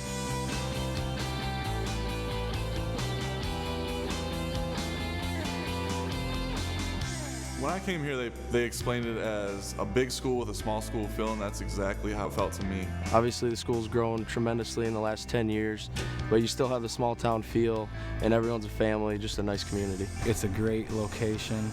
Grand Rapids 20 minutes away, the beach 20 minutes away. It's not overly crowded, but at the same time, there's enough people where you're getting that life experience of of being around a lot of different kinds of people. Grand Valley, I've always known, is a prestigious school. It really is. The best education. You're going to get a lot of one-on-one time. The professors here are amazing. I would say you're going to get a great education, B, you're going to have a great experience playing football, and it's going to lead to a lot more success than just playing football. It's going to lead into your professional career, prepare you for the real world, because there is life after football, and that's something you have to prepare for, and they do a tremendous job of doing that. I mean, you definitely want to be somewhere where you feel like you can contribute to something that's of a greater cause, and Grand Valley is that. And you can see by looking around here on the walls of the great players that have came through here, and you know, the Directors' Cups and multinational championships that not only football but other sports have accumulated. But I actually felt good that I came to a place that actually wanted me for who I was. They just wanted me as an athlete, and they felt that they can sculpt me and mold me into the player that I am now. Here, it's the best Division II school in the country for football. Every day in practice was a grind, and competition level is high. The people that they bring into this program are some of the best athletes that can be recruited around here. So if you're one of those lucky guys that gets a chance to come here, I take full advantage of it. The coaches were phenomenal, I think. You're in the moment, you think coaches are hard on you, this and that, but they really taught you some life skill lessons. The coaches here are really great. They're going to teach you discipline. You know, you're not even going to become a better football player. You're going to become a better man, a better student. I learned the true value of hard work, discipline, how to be accountable as a human being. That's kind of what geared me and tailored my mindset for the NFL, and I believe that's why I've made it this far in my career. I'm going to year 6, and that's all because of the things I was instilled and learned here at Grand Valley State. These guys I played with, they're still my best friends. The coaches, they're still my mentors. Ever since I've been gone, they've been extremely supportive. I can call and talk to these guys anytime. It's not just everybody moving on after you're done playing here. You stay in touch with everybody, coaches and players alike. I come back every offseason. I train here. I train in the indoor facility, and they're great to me there. At the end of the day, it was a family here. It was a family atmosphere. It was a brotherhood. You could talk to any coach. They would respond to you. And then when it's time to go play, it's just that much easier to go out there and play for the man next to you, your coach next to you, because we're just all inclusive, all brotherhood here. The family atmosphere, the chance to win a national championship, the fun that you have here, it's truly something that any college student would want to be a part of.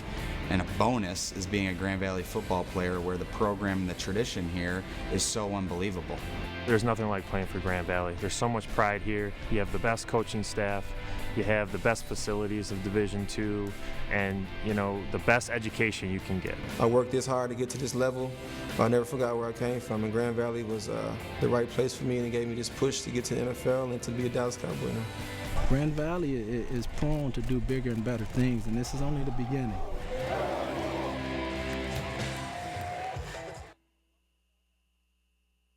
Many of our customers are repeat customers. Once they travel with Cardinal, they come back time and time again. Our drivers are the best in the industry. We have so many positive comments about our drivers.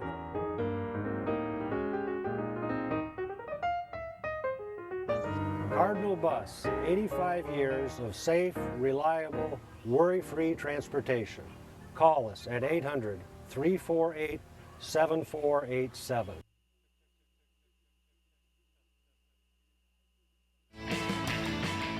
Still about 7 or 8 minutes until the start of second half action today on the Grand Valley Sports Network. Well, one of the things that's going to be changing around these here parts at the end of this academic school year is going to be the departure of Athletic Director Tim Selgo. A big proponent of the band.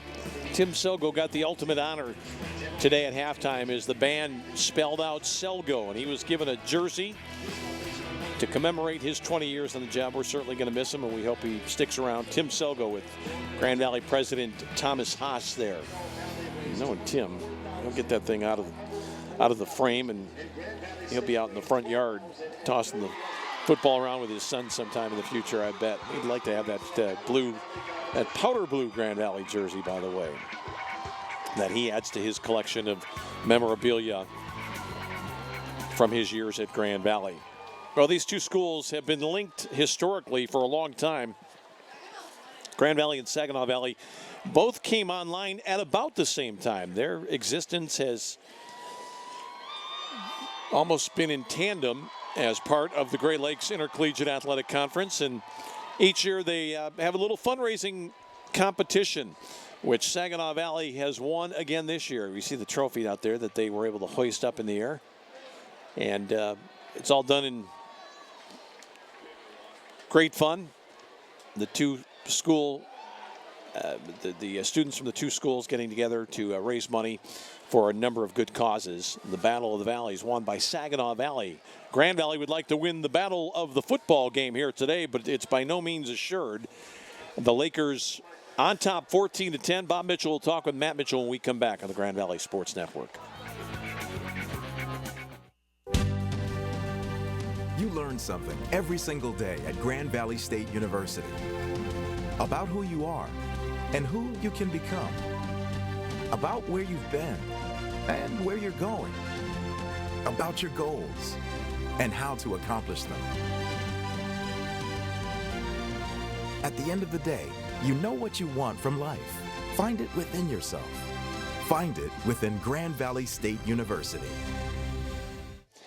Bob Mitchell down on the sideline with Matt Mitchell, the Grand Valley coach. Let's join those two right now, fellas. Well, Coach, you guys had control of the game early on, up 14-0, and then 14-3 going in, and a pick six. Then offensively sputtered. What do you got to do differently to change this offense? Well, I tell you, they're really starting to cover down, play a lot of man. So I'd say, first of all, we got to get our confidence back on the quarterback position. You got a little bit rattled there at the first half, and we got some good matchups outside with Potts and Williams, those guys, against our corners. We got to take advantage of some of those second half, and I think Marty Carter and Kirk Spencer run the ball hard. So there's going to come a point in time we're going to need to run the ball. Our offensive line's got to step up and make plays, but can't give enough credit to our defense after a couple not so great weeks. We're doing a good job. We basically held them to 3 points and got off a sudden change. We need that effort out of our defense here in the second half. Yeah, defensively, you guys have done a great job. The pick six, the only touchdown that was given up. But what do you got to do defensively to put more pressure on the quarterback? You got to change the quarterback too. Yeah, they obviously got a new guy in. They're doing a lot of max protections where they're keeping 5-0 linemen, a tight end, and a back end, 3-man routes, and it becomes more difficult. I think we're going to have a harder time winning on the edges. I got to look for our interior defensive linemen to win. They're really chipping Judon and Voss and keeping a wide pocket. We got to win inside, and we got some one-on-one matchups. So win inside, same thing. I mean, they're keeping 7 guys in. There's only 3 guys out. You got to cover down sometimes and get the quarterback to pull it down. You guys get the ball offensively to start the second half. What can we expect offensively? Well, we're going to expect, again, like we got to establish a little bit of a run game here. And there's some shorter throws, some slants, some comebacks to the boundary, some things to kind of keep the sticks going, and I think get Bart into a rhythm. He was into a rhythm the first couple of series. You got to add that rhythm with the picks. We got to get him back in that rhythm second half. Good luck second half, Coach. Thanks. Back to you, Tom. Boy, great analysis from Matt Mitchell, and he'll tell you exactly what's on his mind and what he plans on doing. And to him, it's rather clear what the Lakers have to come up and do. They have to regain a little bit of their mojo on offense against a team that was reeling early, but then righted the ship and then got the big interception that got them right back in. So the Lakers wearing those different helmets today and the black and white uniforms, and they'll hope to find some magic there. Just a couple of minutes away from the start of the second half today on the Grand Valley Sports Network.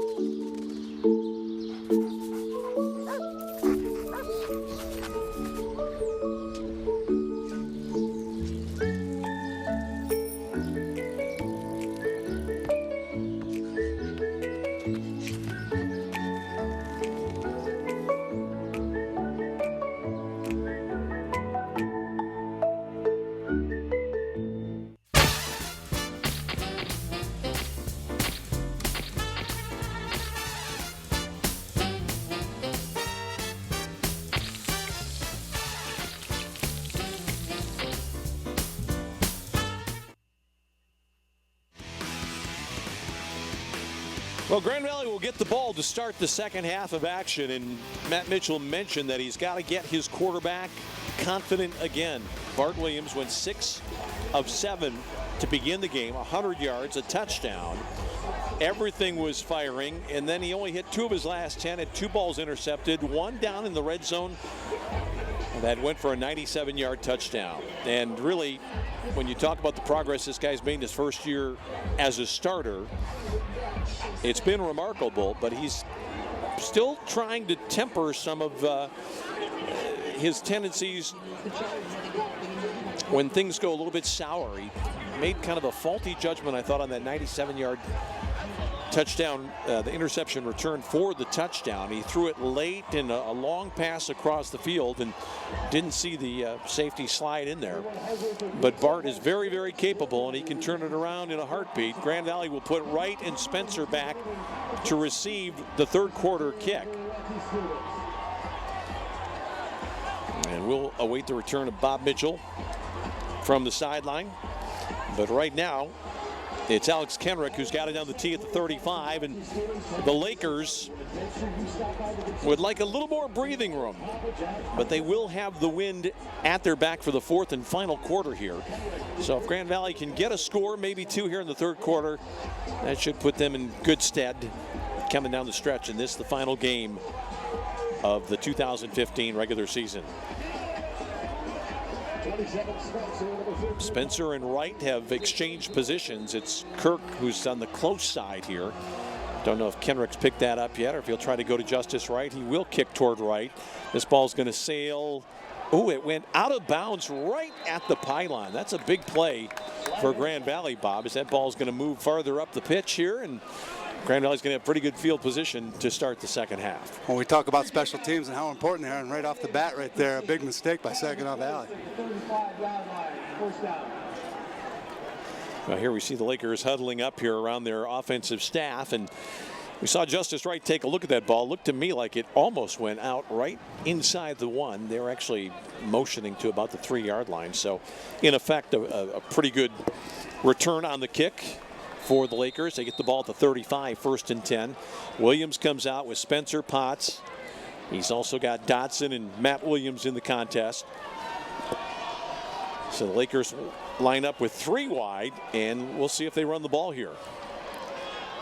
And they're looking to go right up the middle, and Spencer just not able to get the burst that he was looking for, and Saginaw Valley drives him way, way, way back toward the 20. It'll be a short pickup on the play. Well, talking with Coach Mitchell at the half, as you and I had alluded to in the first half, we'd like to see a little bit more of the short passing game, and that's exactly what he said. Try to get Bart Williams back in rhythm, the rhythm that he had in those first couple of drives. Kind of lost his confidence, lost that rhythm, and we got the backs judge coming in here. This could be a clock problem right now, the field judge. 35, 14, 3, 5. Yes, I don't think we have more time left than what we started this half with. The clock says right now 15:25. That's a beautiful day. We might as well keep playing out here, right? That's funny. So Grand Valley 2nd and 8. Spencer continues on. Wide outs to both sides. They're going to run the ball with Spencer, and it's just not that much there. And he manages to fall forward to the 39. And we've mentioned it, Bob. Running wide has just not been Grand Valley's forte this year. It's going to bring up a big 3rd down situation here, about 3rd and 7, 3rd and 8, close to midfield. Struggling here with the clock operator. And started on my whistle. Thank you. A frustrated referee right there. It's like he's hitting the wrong buttons or something, the guy on the clock, because they've gained time both times. I thought he said to go down to 14:35 after the last play. Now we're at 14:37. That is not right. And he's going to blow the whistle again, I think. He should. 14-3-0. Sounds like a frustrated father yelling at his son right now. Well, to be honest with you, I don't know how it goes to 14:30. They ran the ball. The clock shouldn't have stopped. That should have taken, well, now they're going to crank it right now before. And the clock hasn't started. Yeah, it hasn't started. They're going to start the clock, and it still hasn't started. There we go. I wonder if they're having some technical difficulties with the clock. Well, Bart Williams facing a jailbreak here, and this is going to be a tough play. And my goodness. Matt Williams pulled it down for a huge gain. I'll tell you what a play by Matt Williams. He dummied the guy, didn't he, Bob? But how is there not a flag on that play? I mean, I know they were both tangled up, but that usually goes to the offensive player when they're both grabbing each other. But what a catch by Matt Williams. Now, when I say he dummied him, it looked like he was looking him off until the last second. Well, maybe not so much, but he outfought Ramal Iverson to get that ball. Huge play for Grand Valley because that was an all-out blitz. Bart Williams throwing again off the back foot and basically an up-for-grabs ball once again. Man coverage on the outside. The defender never turns his head. Bart Williams makes a huge play. Kirk Spencer got a little space this time running left. Nice gain for the Lakers there. Pickup of maybe 9, maybe perhaps even more. I'll tell you what, Grand Valley's offense, we talked about it coming out of the break. We thought they were going to come in with some short yardage stuff, some slants, and something underneath, and right away, 2 run plays. Both of them get kind of stuffed, and they go for the big play, and Grand Valley fortunate enough to make it. Well, I saw Matt Williams out there. It looked like he was looking back, and you know this is a defensive back. When the receiver's eyes start to light up, you know, it's a giveaway. And it looked to me like he was just kind of casually looking and then went up at the last second to make the catch.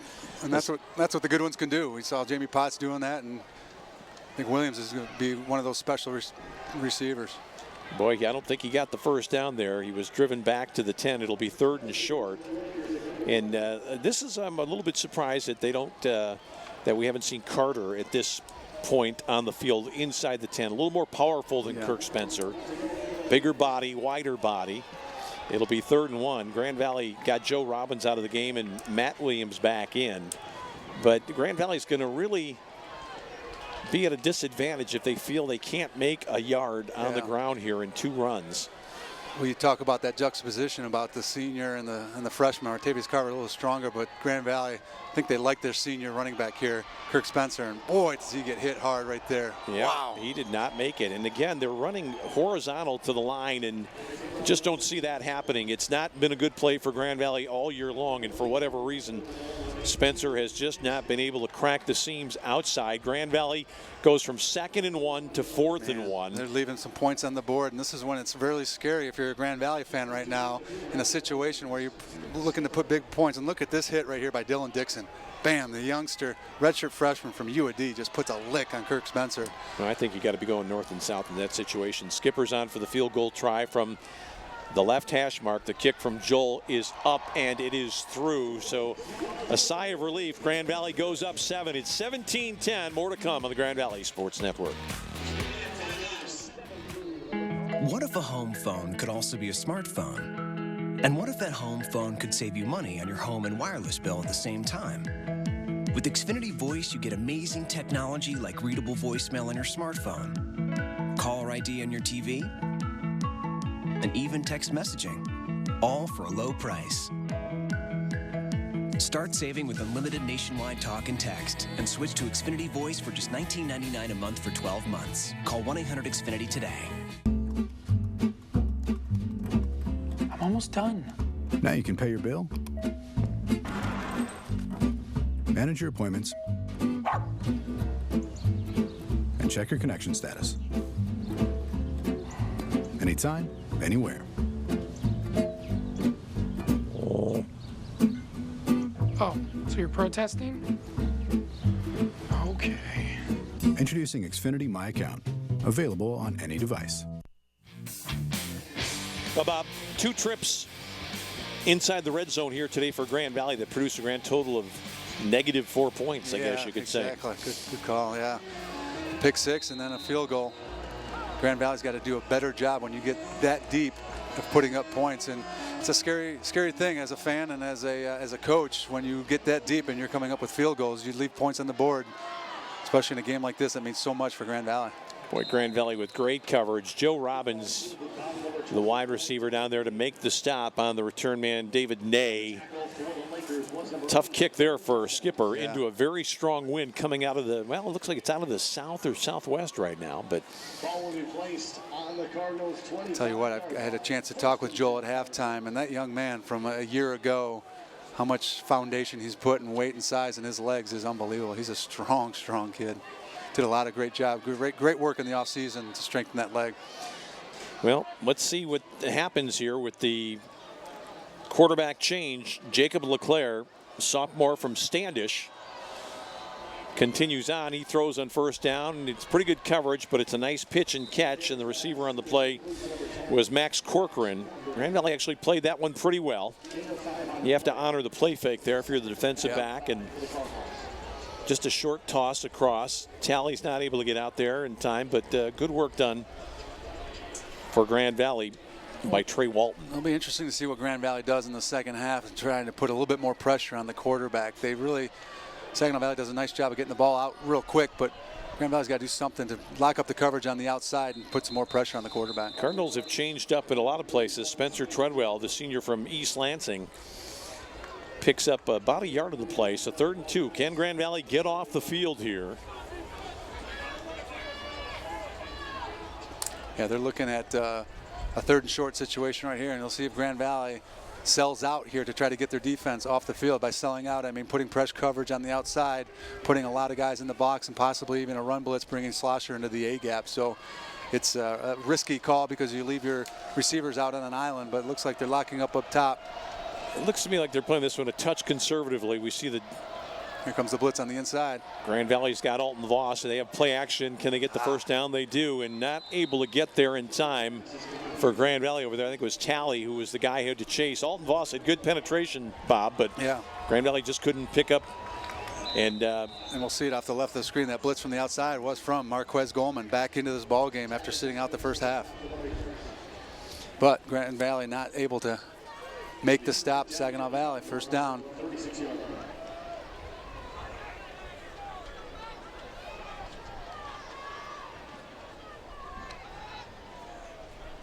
LeClaire looking to throw across the middle, man open, heard some footsteps though, did the wide out that time. Actually, Trey Walton was beaten on the play.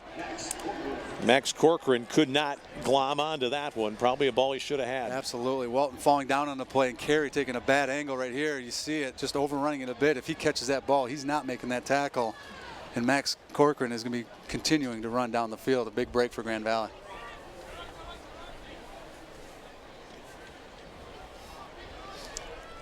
Second down and 10 now. The Lakers have scored a field goal here in the second half to take a 17-10 lead. LeClaire getting some pressure, throws late, complete, stepping out of bounds shy of the first down at the 44-yard line is Mark Johnson. Looked like he was going to turn and make the first down there, but he backed up a little bit on this play, Bob. Grand Valley coming in with a double blitz, blitzing the linebackers both through the A-gaps. They did a cross blitz and leaves one-on-one coverage on the outside. And Mark Johnson, the big 6'3", 200-pound receiver on the outside, does a great job of a comeback route, gaining 7 yards on that play. In Grand Valley, again, Saginaw Valley setting themselves up, and we said this a lot in the last few drives with a 3rd and short situation. Well, I think we're going to keep an eye on LeClaire here. He's got a run-pass option. I think he's got a strong right formation, and he's going right. Looking to throw, sends it out here. It's complete. It's a first down. Easy pitch and catch. And Dante Carey makes the tackle. And the completion to Will Farr for the first down. Talked to Mitch at halftime and trying to get Bart Williams back into a rhythm in some short passing situations. We look at LeClaire and what he's done so far when he came out of that second half and they were passing, even though they were in a deep situation. He's in a rhythm right now for Saginaw Valley, making some great plays. And this is exactly what you want as an offensive coordinator, is to get your quarterback in a comfortable situation, throwing in rhythm. Johnson's got it. He's going to run into Grand Valley territory at the 49-yard line. A pickup on the play of only 2 yards, and getting up off the bottom for Grand Valley. Looked to me like it was Mark Rosenquist who was there, 96, the defensive tackle. Let's be honest about it. It's not really a defensive problem today. The Lakers have played okay defensively. Yeah. Offensively, they've just given up the ghost after that interception kind of rocked Bart Williams. You're right, but with that said, Grand Valley right now in a second and long situation, somebody's going to have to step up and make a play. And look for number 9, Matt Judon from the outside here coming in to make that play, because they got to stop, and they're DeAndre Hogan trying to make that play. And there's the big defensive stop Grand Valley needed to force a 3rd and long situation. Well, Grand Valley had the pressure, and they had the right, they had it called properly. They put a lot of heat on the quarterback, LeClaire, and he kind of threw into coverage here a little bit, and Talley almost able to get a hand on that. The intended receiver was Farr. Again, 3rd and long. Now the Lakers want to make sure this guy doesn't break contain. He's a big quarterback. and he's able to run. He's got quick feet. So Grand Valley wants to get pressure, but they want to basically collapse the pocket if they can and make this guy step up into the pocket and make some kind of play. Grand Valley's got heat coming up the middle, and they're going to get him, and Grand Valley will get off the field here. It was Schlosser, I think, that got him. Yeah. DeAndre Hogan also putting up pressure and a great job of locking up on the outside, but this is the exact wrinkle in what the Grand Valley needed defensively to put pressure, and again, he's forced to step up because of that outside pressure by Matt Judon. Well, that's a great big break for Grand Valley. Saginaw Valley burning a little bit of time off the clock with that drive. And Grand Valley's going to get it back. Matt Williams trying to figure out where he should be. I think he's in the right space. It's going to probably be a longish kick here from the punter because he's got the wind at his back. If he gets off a good one, that's a boomer. Matt Williams has got time, though, to make a move on this one. He ran into his own man. Well, usually Matt is so good at going right away. This time he didn't. He just couldn't make up his mind. Grand Valley will start from inside the 15. 7.5 to go in the third. The Lakers clinging to a precarious 7-point lead. At Metro Health, we don't see patients. We see people. And when it comes to their health care, there's one thing we're all working toward: helping them feel better. Better summers. Better dances. Better retirements. And better roads ahead. This is what we want for every person we see every day. Better. Metro Health. Better all around. You learn something every single day at Grand Valley State University about who you are and who you can become, about where you've been and where you're going, about your goals and how to accomplish them. At the end of the day, you know what you want from life. Find it within yourself. Find it within Grand Valley State University.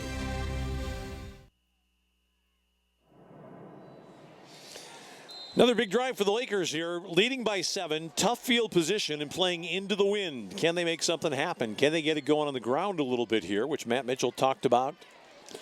They're going to go with Spencer on first down. He kind of spins outside, but Kirk just doesn't have the burst today, and he's tripped up after losing, I think, a yard on the play. Yeah, kind of what we saw on that first drive on those first 2 run plays, running a little bit east and west, not north and south enough. But one of the things that Coach Mitch talked, I'd love to see them try to run 3 deep and drag either a tight end or a running back underneath the coverage, because that's a play that we've seen work in the past. And Grand Valley is so good at going vertical, puts pressure on that defense. If they can bring somebody underneath, we'll see what they do here on 2nd and long. 2nd and long. Saginaw looks like they're going after the quarterback here. Spencer's going to have to put a body on somebody. He's back there in protection. Oh no, this ball is hit up in the air.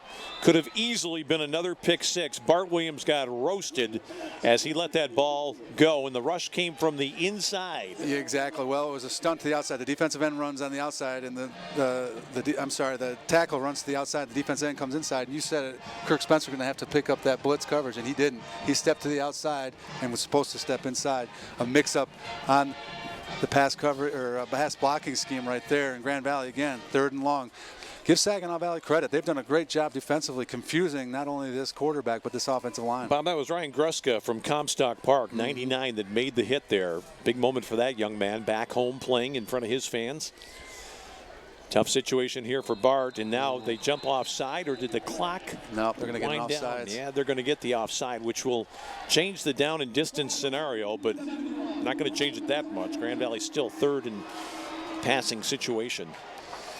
Dan DeLuca, and just a little bit of a flinch right there. Actually, it's getting worse for Grand Valley. Yeah. We saw the Saginaw player jump, and I was wondering why they were blowing the whistle. But the defender saw the defensive tackle move, and then he came across. Grand Valley's got to make sure that Williams gets rid of the ball. Now over the middle, here's a short pass, and it kind of worked. And Spencer not quite going to get the first down, but he gets better field position. Yeah. We can see it up here that the middle of the field is open when you've got those home run threats and Potts and Williams and Brandon Bean when he was playing. So That's a great play, though, by Bart Williams. You take a look at your 3rd and 15, and you got the outside. You're trying to go for the big play, get the first down, but instead of throwing it up for grabs, take what the defense gives you, get the 10 yards, and let your defense help you. Punting out of your end zone right now would have been a bad situation. Now Grand Valley able to punt in decent field position. Hopefully can change the field position here.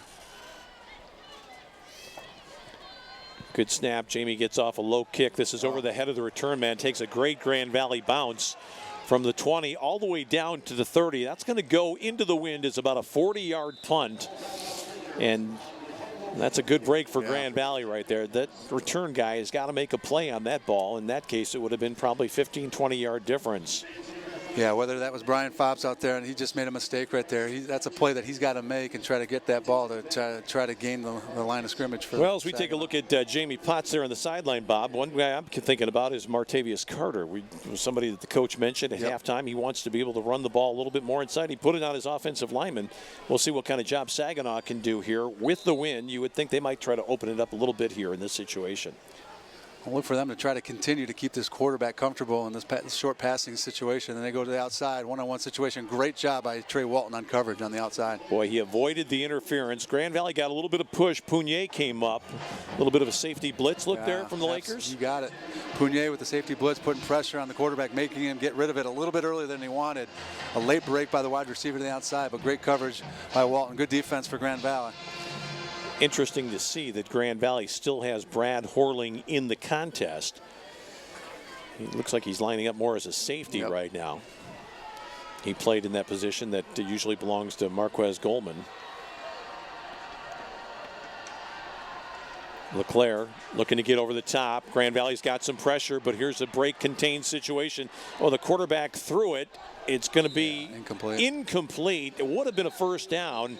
The ball was intended out there for the wide receiver Mark Johnson, but really the other question is here, why didn't he run with the football? Yeah, he had some room, as it looked like on the outside. You'll see here.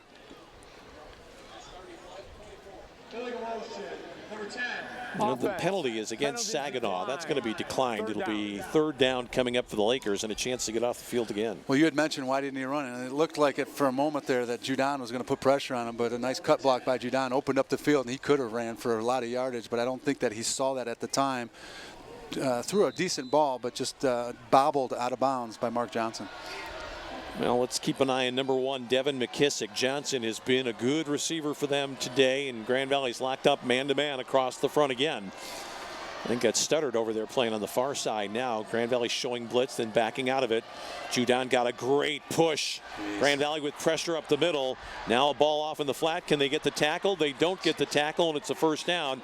If you're defenders, and I'm looking at the linebackers especially, Bob, they've got to do a better job because the pass rush broke that play down, but those guys are just not in position to make plays here on these receivers. Well, also you got to look at that defensive front. I mean, you got great pressure from the outside by Matt Judon, forcing him to step up, and you got to look at guys like DeAndre Hogan and Keen Belcher to be able to hold their ground up the middle and make that play. He's forcing the quarterback right into your lap, and you're not keeping your rushing lanes and allowing him to escape and make that play. Grand Valley coming with heat. Saginaw Valley's got a run call, and not much happening that time for the running back. And the running back is David Ney. We've seen a lot of different people in this backfield today, a whole new backfield, as a matter of fact, out there right now. New quarterback, new runners. Loss on the play of a yard. Judon is going to take a blow here on 2nd down. I don't think there's anything wrong with him. He's just getting a drink of water, and he'll probably be back on. In his spot, Dylan Carroll's in there at right end.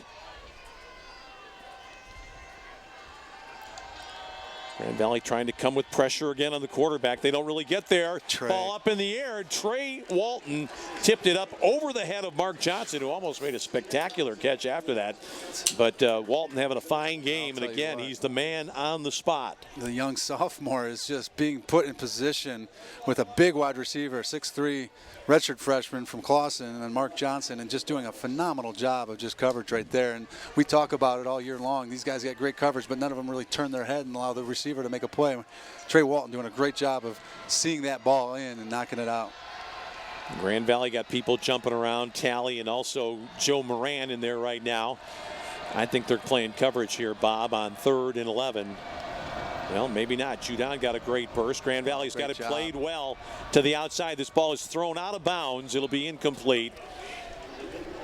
And the referee had a look at the knock put on the quarterback right at the end of the play, decided there was nothing wrong with that. Grand Valley gets off the field again. The Darryl Talley coming in and putting pressure on the quarterback, but give that credit to DeAndre Hogan. He was the left defensive end and kept that left edge so that the quarterback couldn't get outside. We'll get a good look at it right here.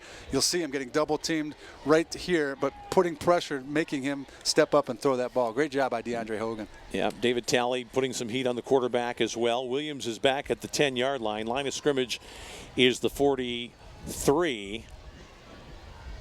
Let's see if Matt is able to come up and take this one and do something with it. A very poor kick this time. Maybe he can get it out there. Oh, he's going to let it go, and that ball's got to keep going. Oh, my gosh. Perfect storm. Ball going to be down at the 3-yard line. Really can't do anything about that one. Kicked away, a terrible kick. He can't really pick it up because he's out there by himself, and the ball rolls dead at the 2-yard line. Wow. Would have been a dangerous play from Matt Williams to try to come up and make that play. Well, quick break. More football to come. Dudes, yeah. Been a couple of A+ roommates. And I hate to do this because you guys have been cool with everything. You're cool with my band. You're cool with that English accent phase, remember that? We're literally out of milk. And that theater troupe. Hey, could you give me a second, please? But State Farm's helped me be really smart with my money, and I got my own pet now. Oh, no big deal, Mom, Dad. My new place doesn't allow pets. Dylan's gonna have to stay here. One love, Pops. Start out right in life. With everything from renter's insurance to your first bank account, State Farm is there. My fathead came! My fathead came! Oh my gosh! Yes!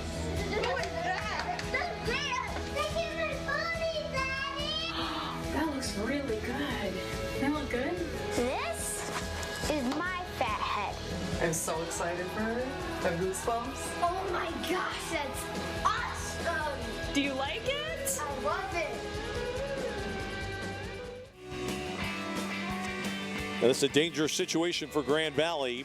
Pinned down at the 2-yard line going into the wind. Saginaw Valley looking to get after the quarterback, and Bart Williams is really going to have to make something happen here. Spencer got outside for 5, 6, maybe as many as 8 yards up near the 10-yard line.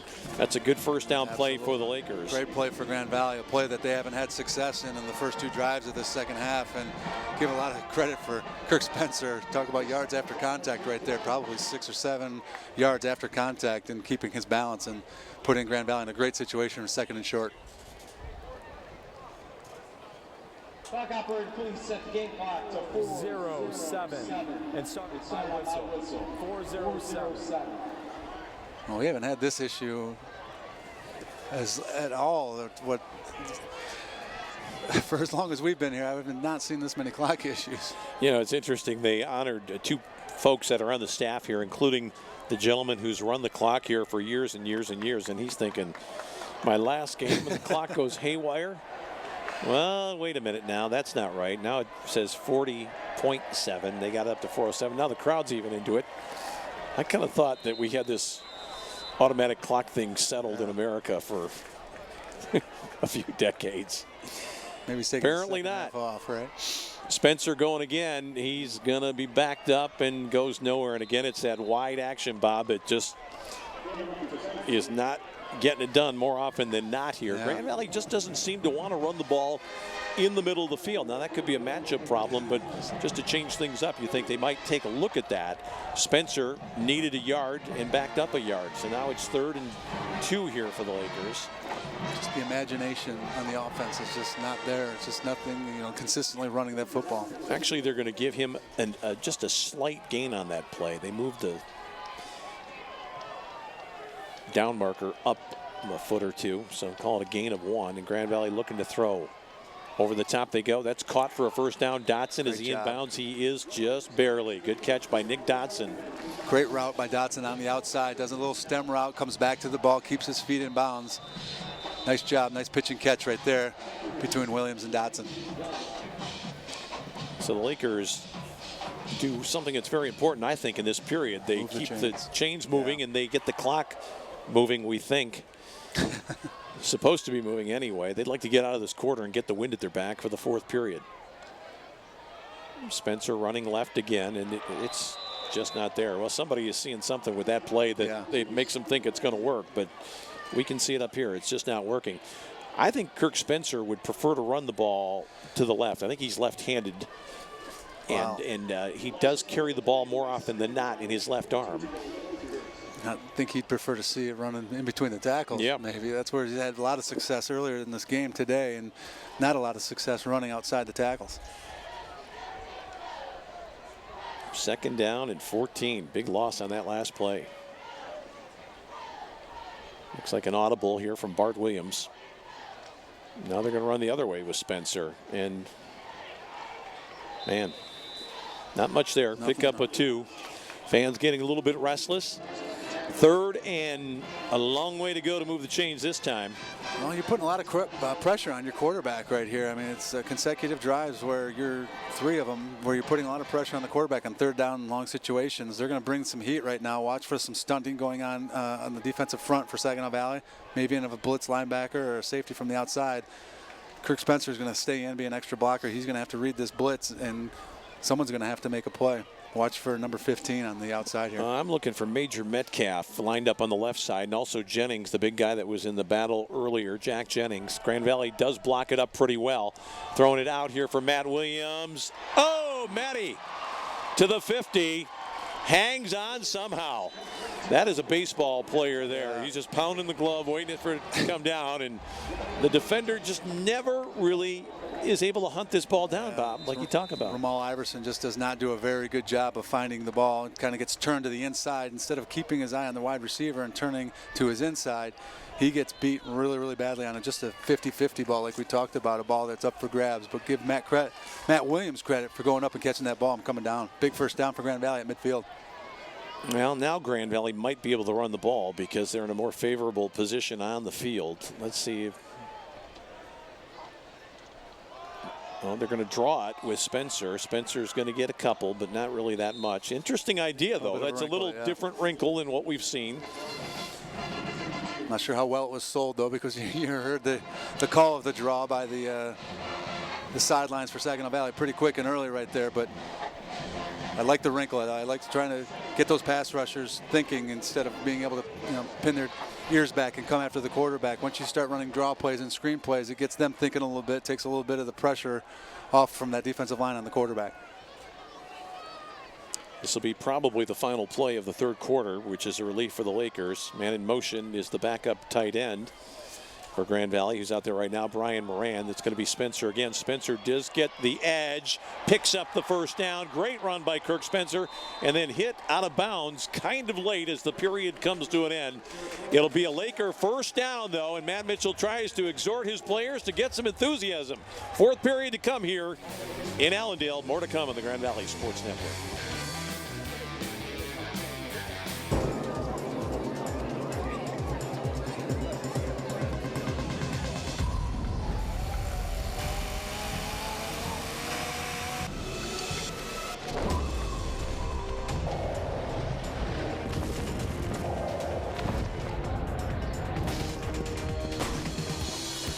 Refreshment calls, Coors Light answers. Anybody else? Frost brewed Coors Light, the world's most refreshing beer. How's it going? Nice to meet you guys. I have these 2 laptops. We're gonna each download a TV show. I'm gonna download it on Xfinity, and you guys are gonna download it with AT&T Uverse, and we're gonna see who goes faster. Go. Well, this is a no-brainer so far. How's AT&T doing? Struggling. I'm ready to go. We'll wait for you guys. Looks like we're gonna be waiting for a while. Don't let Uverse slow you down. Upgrade to an Xfinity X1 Triple Play from Comcast and save when you bundle. See for yourself. Call 1-800-XFINITY or visit Comcast.com today. Well, Kirk Spencer on that last play, picking up yardage from the 48-yard line down to the 33, a 15-yard pickup. Spencer statistically having a good day. He had a very good first half. Had some big runs in the first half. Had 65 yards on 9 carries. So he is up, I would think, at or past 100 by now here. And from the truck, they say not so fast, Billy Ray. 99 yards for Spencer at this juncture. First down, though, for the Lakers. Grand Valley looking. Oh, they've got a man open out there. Can he get it? It's Jamie Potts. Oh, man, that had to hurt. And Jamie Potts is going to bounce right back up after that catch for a first down at the 15. Actually, the guy I was looking at was Joe Robbins on the post. That would have been a shocker. Well, what they did a little play action, faked the bubble screen, and tried to hit the post. And the Saginaw Valley did a great job of jumping on Joe Robbins, but not so good of a job of jumping on the outside. But, man, what a catch right here, landing on his back. Man, what flexibility. You see the way he bent at the waist, Bob. His legs came up about shoulder height. And Jamie now has gone down. And you know what they're thinking here. Boy, oh boy, this is something that Grand Valley hates to see. I mean, we talked about it. He got introduced before the game as a senior as one of the greatest athletes in Grand Valley history, and it's totally true. He's an All-American football, All-American baseball player, and his athleticism is unbelievable. But anybody, I think he just needed a little timeout right there, the way he fell. Hopefully just catching his breath and nothing serious as far as an injury is concerned. Matt Mitchell's kind of smiling, and Jamie Potts, you know what he's thinking, Bob, when he, at the end of this play, he could have stayed down, but he's thinking, I can't let him know that hurt. You know, you've had that feeling yourself. He comes down right on his back. Structurally, I think he kind of got over. He didn't land on his shoulder necessarily, but let's just hope it's not the concussion syndrome. No, I think he landed hard on that right side, and he needed a little time for himself. Give it to him. He's deserved it, man. What he's done, not only for this game today, but for this program. But he's going to get up here and walk off the field and hopefully be able to be back for this game. What a warrior, though. Yeah. If there's anybody that deserves to go out a winner in his final game, that's the guy right there, 15. He's meant so much to Grand Valley, and not only is he just good at his position, but we forget that he started 2 years ago. He was basically a tight end, moved outside, which almost unthinkable that a tight end goes. I mean, you think about guys from the outside who come in, right, but not the other way around. And he's been active. He's been a punter, done a lot of different things. Marty Carter's on ball into the end zone. Touchdown, Matt Williams.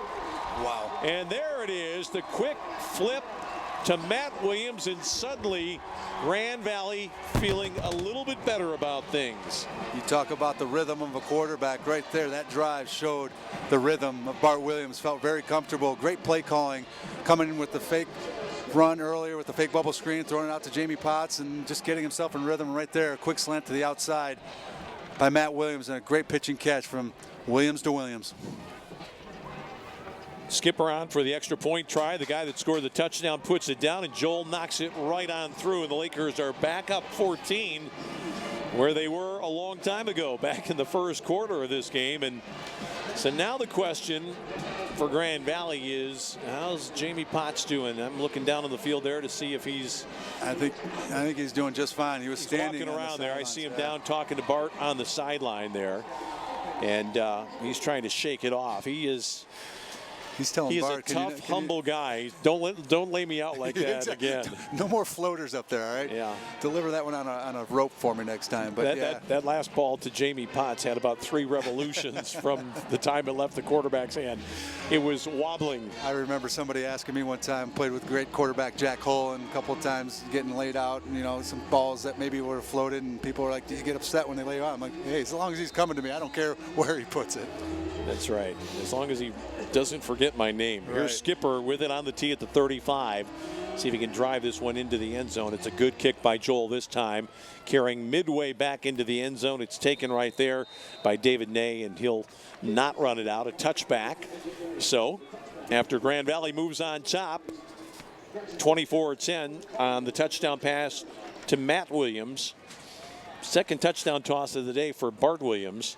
And this guy, what do we call him? Jamie Jr. kind of. He's a baseball player himself, and he's every bit as versatile as Jamie Potts.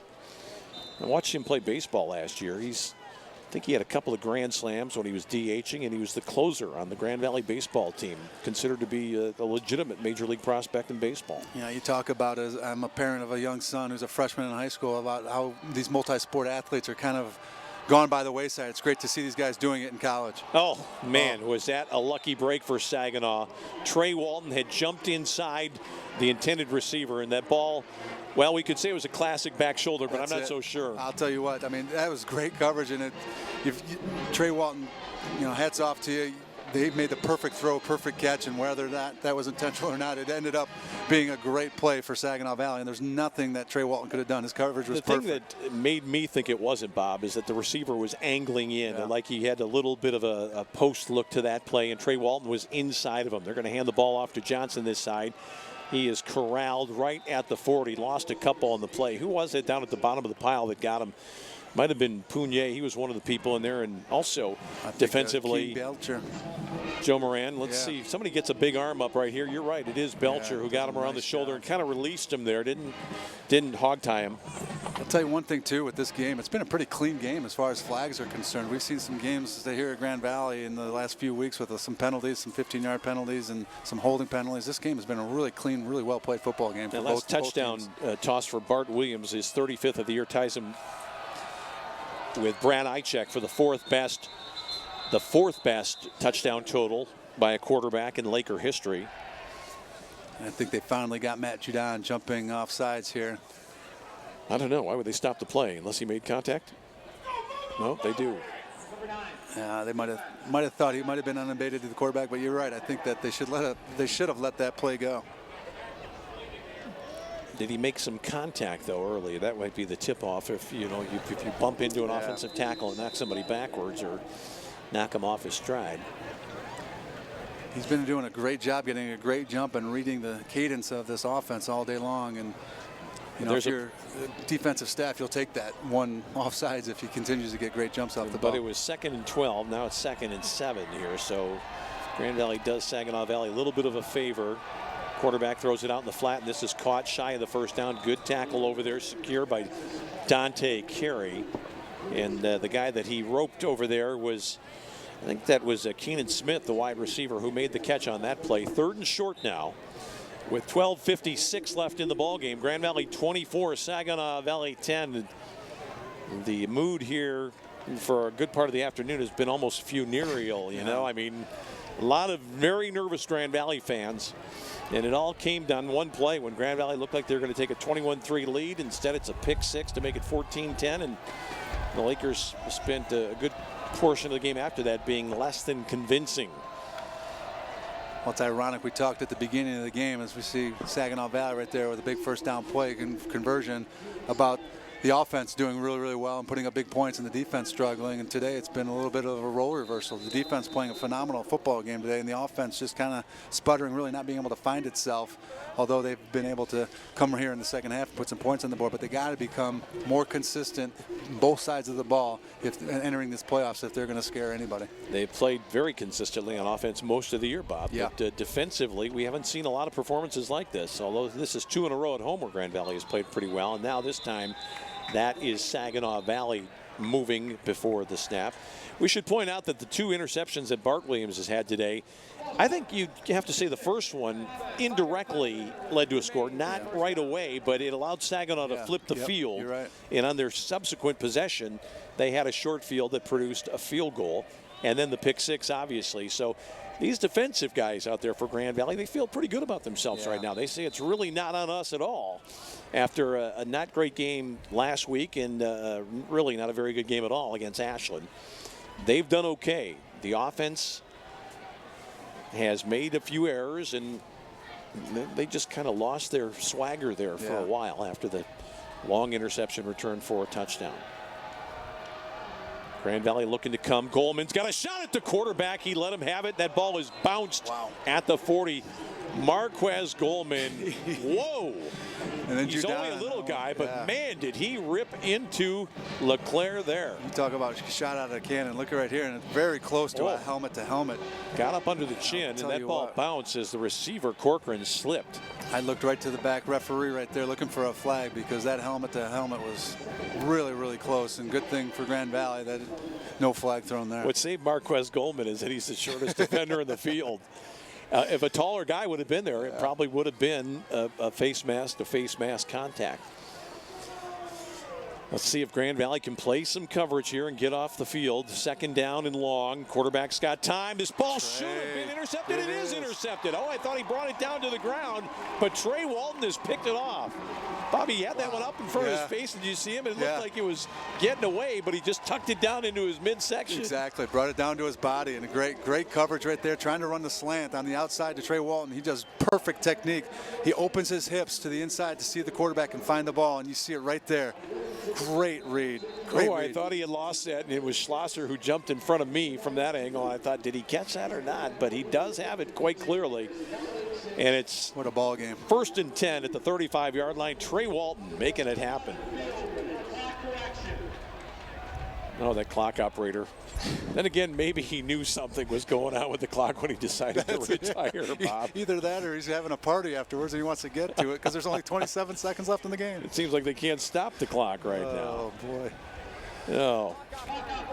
Please set the game clock to 11 minutes and 42 seconds. 11:42. Well, they've got it at 15 seconds right now, so that's almost the same thing. You almost wonder if there's something mechanical going on. Let's take a look at the last Grand Valley drive that produced the touchdown. This is a ball that was to Nick Dotson. That was an important first down play. Crowd gives it the Bronx cheer. Then the ball to Matt Williams on that jump ball situation. A little bit later, Spencer breaks outside. That was a face mask. That wasn't called. I didn't realize that the first time it happened. And then the ball on the post as Spencer ducks inside of the defensive back, Dylan Dixon there. And now it's a 1st and 10 for the Lakers. And here comes Kirk, and he might get the edge this time. Steps up inside. Hang on to the ball, Kirk. He does. Pick up on the play of about 8 to the 43-yard line. 2nd down and 2. Somebody threw a nice kick-out block there for the Lakers, Bob.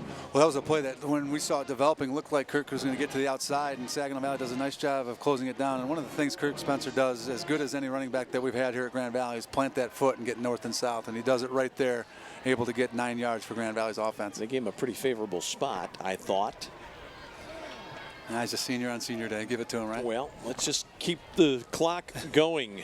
Well, we haven't any problem keeping the clock going. We just haven't been able to do it legally. Here's Spencer looking to go. Now Williams going to throw up on top to Jamie, who's out there. Tried to step inside, and it's kind of a curious play there. 2nd and 1 with a 2-score lead to go long, and the defender, Dylan Dixon, was right with Jamie Potts. If anything, Jamie ran up his back, trying to get free to the inside. I think this is Jamie's tracking the ball. The defensive back isn't, and Jamie just not able to do it. Almost pulled it off.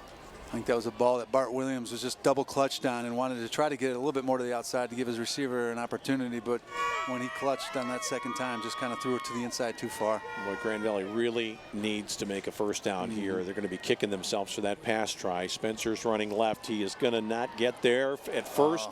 Not going to get there at all. And again, it's just not a direct enough approach for the Lakers. And because of that 2nd down pass attempt, now they lose a play, and they're going to have to kick it away here, I believe, on 4th down. Matt Mitchell's going to have Jamie Potts on. It's good to see Jamie Potts, by the way, able to continue. But we see Aaron Cox, the center, who was trying to get out there and make a play. Grand Valley going to take a timeout here or what? It looks like they're going to run the clock down. Mitch right next to the side judge, just waiting for that play clock at 14 seconds to run down, take some time off, and think about what they're going to do right here. Well, I think the decision's already been made. He's taken the timeout because he wants to get the right play called. I don't think he's taking a timeout here to punt the ball away unless somebody can talk him out of it. I think they're looking to go right now, which is a bit surprising, but Grand Valley does have the win. Yeah. We're going to keep it here right now. And, Bob, let's talk a little bit about this one here. Sometimes a coach gets into a situation where he feels he's got to make a statement and he's got to show his team that he believes in their ability to make a play here. And that could be what we're looking at right now. Well, he's the special teams coach, and he's huddling up with his punt team right now. So I think what he did is try to get as much time off that clock before he punts the ball to Saginaw to try to take some time off the clock. And I think it's a wise decision. Your defense is playing great football right now. You got the win behind you. Jamie Potts punt it down, make them work the long field with the defense playing great football right now. All right, well, we see Jamie Potts out here coming out into punt formation. Now, a couple of weeks ago when we were here, Grand Valley, from this spot on the field, exact spot, looked like they were going to kick it, and Jamie Potts said, maybe next time. Yeah. And he went 60 yards for a touchdown. I got to believe he's kicking it here. Saginaw's got 10 people up, but they're a bit suspicious. They've seen the film of that Findlay game as well. Let's see if Jamie's running to the right for the rugby-style kick. No, he's just going to let it go.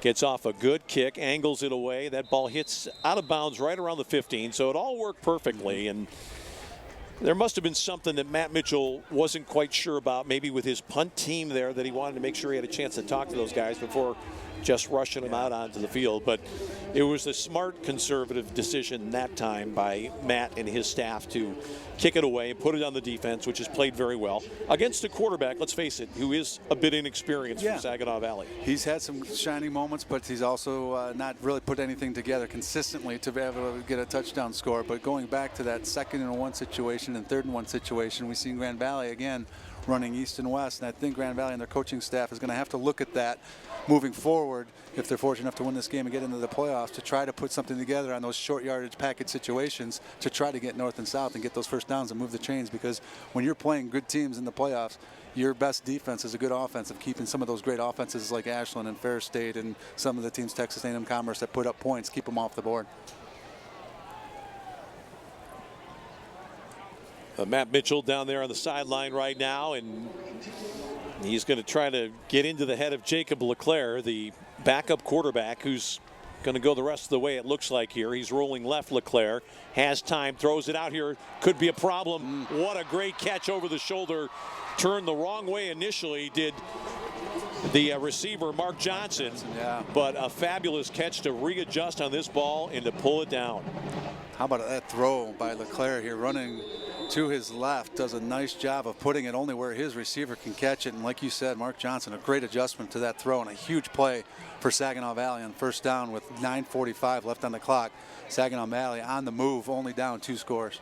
Boy, that is a huge, huge pickup. I'm going to say about, well, on that particular play, I think they had about a 45-yard gain. Is that Matt Judon that's down now, or no? No, it looks like it's not.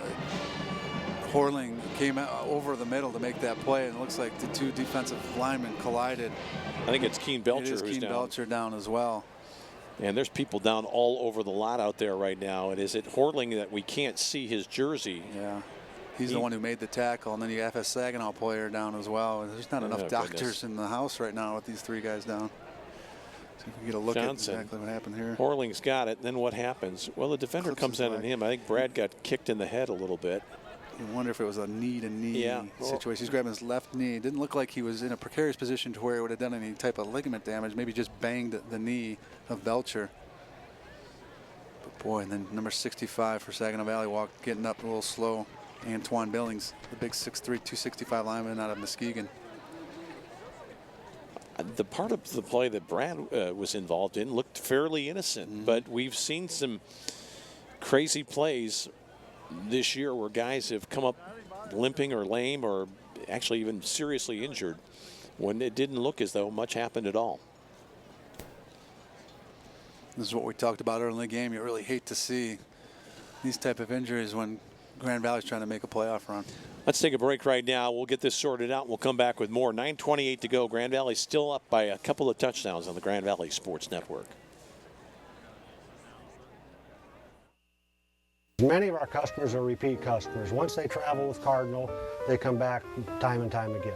Our drivers are the best in the industry. We have so many positive comments about our drivers.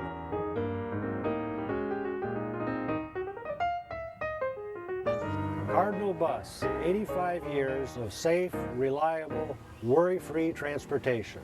Call us at 800-348-7487. At Metro Health, we don't see patients, we see people. And when it comes to their health care, there's one thing we're all working toward: helping them feel better. Better summers, better dances, better retirements, and better roads ahead. This is what we want for every person we see every day. Better. Metro Health. Better all around. Okay, well, they've got it sorted out. Keen Belcher was helped off. Brad Horling actually bounced up. No, not bounced up, but he got up and he walked off, and he looked to be in reasonably decent shape. Keen Belcher, I would say his return is highly doubtful here today. He's favoring that left leg, and hopefully nothing serious, and we'll keep an eye on that one. Second down, LeClaire gets flushed, throws it up for grabs. He got hit just as he threw. He's in the pocket. That ball, did it get across the line of scrimmage? It did, and out of bounds. Just barely. Great play by the young man. I tell you what, for a kid that came in late and is doing good, basically clean up and trying to get something sparked for this offense for Saginaw Valley, you know, you look at the future with Saginaw Valley at 1-9 for next year. He's doing a great job. Well, Matt Mitchell successfully argued that that ball did not cross the line of scrimmage. The quarterback. You know what? It crossed the line of scrimmage, but it didn't get out of bounds. And that's it has to cross the line of scrimmage and get out of bounds. But did you see where the yard marker is? Up around the 36-yard line. They're going to call grounding here. The ball bounced inbounds. I mean, it goes dead. Great job by the coaching staff. Yeah, you know, I thought his arm was hit when he threw it, but that ball did not get out of bounds. It hit inbounds. Yeah. He was in the pocket and did not cross the line of scrimmage with that pass. The rule is for it not to be intentional groundings. If you're inside the tackles, what you call inside the pocket, it has to be beyond the line of scrimmage and out of bounds. Brad Horling up jogging on the sidelines. Great sign here for the senior. Third down now. They have a long way to go. Clock at 9:10, at least for the moment.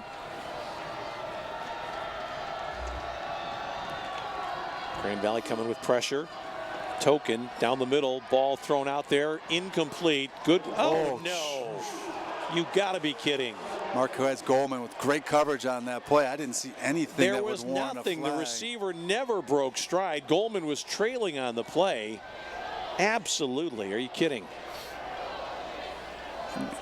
Coaches are calling for an uncatchable ball, which this ball was definitely well overthrown, but just that's not interference. Not seeing anything right there that would warrant the flag. I was watching on the outside, Walton battling with Mark Johnson. Mark Johnson gave a little shove off to try to separation.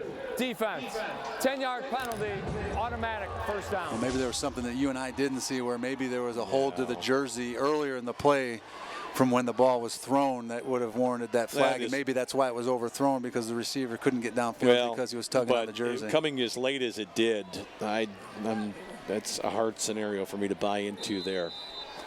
Well, that would have given Grand Valley a great stop on third down and fourth down in the decision time. Instead, it's first down.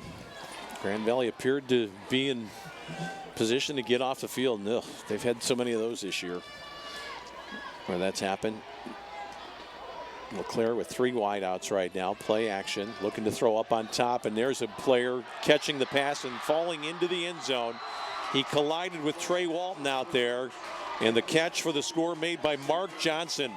What a critical call it was on the previous play. And a big throw right up top, going to his big wide receiver, Mark Johnson. We talked about him earlier, having a big game last week, coming back and making another big play here, cutting the lead to 7. Well, right now 8, but coming up 7 for Saginaw Valley. And Trey Walton had decent coverage to start with, and the feet just got tangled up a little bit, and he stumbled, and that allowed Mark Johnson to come clear open and make that catch. It's tough. You got a guy out on an island. They're just going at him all day long, and Trey Walton's done a phenomenal job all day, and it just takes one play like that to get singled out, and you see the big score for Saginaw Valley.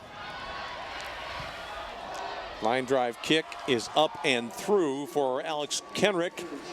And with just under 9 minutes remaining, this clock seems to be frozen in time if you're a Laker fan right now. But I got to go back to that previous play. And, you know, we've talked about Grand Valley has benefited this year from some calls. Yeah. And they've had some tough ones. And that is certainly one of the toughest I've seen, because it looked to me like it was just a ball thrown over the top. The quarterback goosed it a little bit, thrown into the wind. And I'm sure Grand Valley is going to feel really aggrieved by that particular penalty, but still, once it happens, you've got to come back and play. And the Lakers just did not respond in the fashion in which they would have liked to. And this offense has to bounce back right now. They got to give their defense a little bit of a break. They've been on the field quite a bit here in the second half, and the offense, like we talked about, you go back and you make your own luck offensively or as a team. And offensively, and we saw it right around the 40-yard line, the 2nd-and-1 situation, that Grand Valley runs sideways 2 times in a row, forcing the punt situation and allowing Saginaw Valley to come down and score. So now their offense has to be the leader that they've been the last couple of weeks. weeks and really move these chains, take some time off the clock, and put a score on the board to give this team a victory. Grand Valley's going to have to find a way to make some tough yards in this series. And we've talked about it between the tackles, Bob. They've got a, in that last series, they had a 2nd and 1, tried to throw a long pass, didn't work, tried to run wide, that didn't work, and then they had to kick it away. And Saginaw Valley did very well in that drive to convert on their good fortune and to get within 7. Ball's going to be kicked over here to Justice Wright. Got to squeeze it at the 16, going straight ahead. Ran into his own man. Nearly fell down. Just got to get out of bounds now at the 25. 1st and 10 for the Lakers. A little pushing and shoving, a little chippiness on the sideline again. And Grand Valley's got to watch out for the sideline violation here. Nothing stupid right now. This is a heated rivalry, and it's heated because these teams have had such great battles in the past. We talked about it a couple of years ago. Grand Valley facing this team twice in a row to get into the playoffs and winning in the playoffs. But you know, at a 1-9 team, you think the rivalry's gone. It's never gone. There's always going to be some heat, and especially when the game gets contested and gets tight like it is right now, there's going to be some emotion flying around. You got to keep your head about you and continue to make good plays. Interesting to see what Grand Valley tries to do here. They've got the win. They are a passing team. But this is a situation where you'd probably prefer to run with Spencer. Grand Valley's looking to throw it. Nice little drop off over the middle. Spencer's got to secure the ball. Does, and gets the first down and took a hit right at the end. Watch for a lot more of that here in the second half. I mean, it's a great job by Kirk Spencer and a great check down by Bart Williams. They run 4 receivers deep. One does a little bit of a hitch on the outside, but just a little release by Kirk Spencer. And there's no blitz, so when there's no blitz, he gets to release. And when you get that ball in the open space for Kirk Spencer, he's going to find some holes in that defense to get the first down. And a great job by Kirk Spencer. Dwight Trammer was the guy that got victimized there. He looked eyeball to eyeball with Kirk Spencer and couldn't lay a glove on him. 1st and 10 for Grand Valley. 8:19 left in the contest. Lakers by 7. Spencer going to run it this time. A little bit more direct, not totally direct, but kind of off tackle there, you might say. But a little inside push and a pickup of 3. We'll see here if Grand Valley continues to put the ball on the ground. What they need to do is set up Bart in a 3rd and short situation right now. So whether it's that short passing game or a run directly north and south to take some pressure off of Bart Williams on 3rd down. We have not seen Carter for a single play here in the second half. Spencer continues on. Saginaw showing as they're coming with some pressure. Williams going to loop it up here long. Matt Williams, and that's intercepted. Good grief. I'll tell you what, that's another ball. It's a 50-50 ball, and Matt Williams does not play that one as well as he did in the past, and it's a ball that comes right down to Saginaw. Saginaw Valley is going to get the ball here with 7:24, only down 7 points. Grand Valley's defense, again, put in a situation to where they got to make some stops. This ball was up in the air for an awfully long time, and the interception made there by Ryan Verhelst. And this is the season for Saginaw Valley right here. They win today, they can alleviate a lot of the pain. And Grand Valley, from 14-0 and 14-3 at the 5-yard line, has just let this one kind of slide through their fingers a little bit. They're still in control by 7, but this has just got a very, very strange feel to it, and the Lakers got to come up with a play now defensively. And their confidence might be a little bit shaken after allowing that score moments ago. LeClaire looking to throw. 1st down completion at about the 27-yard line. They threw it underneath, and the catch made out there by Sean Wren, the 5'7" senior from Mason, Michigan. Saginaw will walk it right down the field like this if they get the chance. The only guy that they're going to beat you with over the top is probably the touchdown scorer, Mark Johnson. But this is not really what they're built for. They've just been dinking the ball down the field, and Grand Valley's got to find a way. Wren is in motion again. Ball out in the flat. McKissick is right on the receiver, but it's a 1st down for Saginaw Valley. Corcoran on the catch. That's a great job by Saginaw Valley. Great route, great protection, quick throw, get it out. Throws it before the break. A nice 1st down for Saginaw Valley.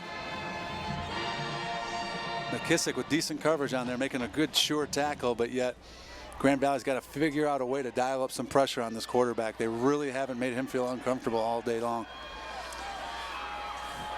Well, Grand Valley has kind of got the handcuffs on right now. They've got the lead. They're sort of thinking prevent.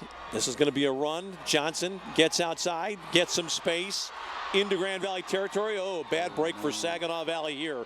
I think this one's going to come back on a hold. That's Max Corcoran making a huge mistake on the outside, just grabbing a little bit of a jersey when the play wasn't even, the block wasn't even necessary. He was behind the play. He was. He was. Let's see if we can see it coming up here. Number 10, offense. 10-yard Well, he's not exactly behind the play, but he's out there holding on the defensive back. I think that was possibly Trey Walton. It was, yeah, and it was just a play where he was just, whether or not he makes the block or not, the yardage is still going to be gained, and we'll get a great view of it right here, and it's just right there, and yeah, he just grabs with that right hand, and he just needs to let go. It's one of those things when you're blocking out in space as a wide receiver, tight end, or offensive lineman. Once you feel the disengagement, that's when you just got to let go. You can keep those hands, and you're taught to grab some jersey and hold on inside. But as soon as you feel that disengagement, that's when you let go, because that's when the jersey tug and the officials see that. That's when the holding is going to be called. Well, first down and 8 from the 39. Grand Valley feeling a little bit lucky now as we go inside 6 minutes remaining, but they don't feel that lucky right now because they're not playing very well. Johnson going to run it again.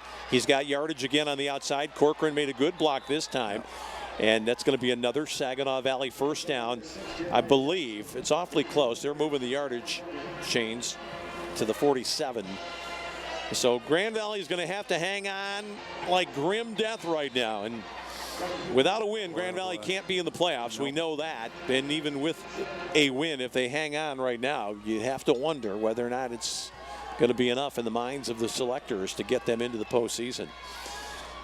Can Grand Valley come up with a play against this quarterback, Jacob LeClaire, who's played pretty much most of the way? Some pressure this time. Has a man out there, and it's overthrown. McKissick was running with Mark Johnson.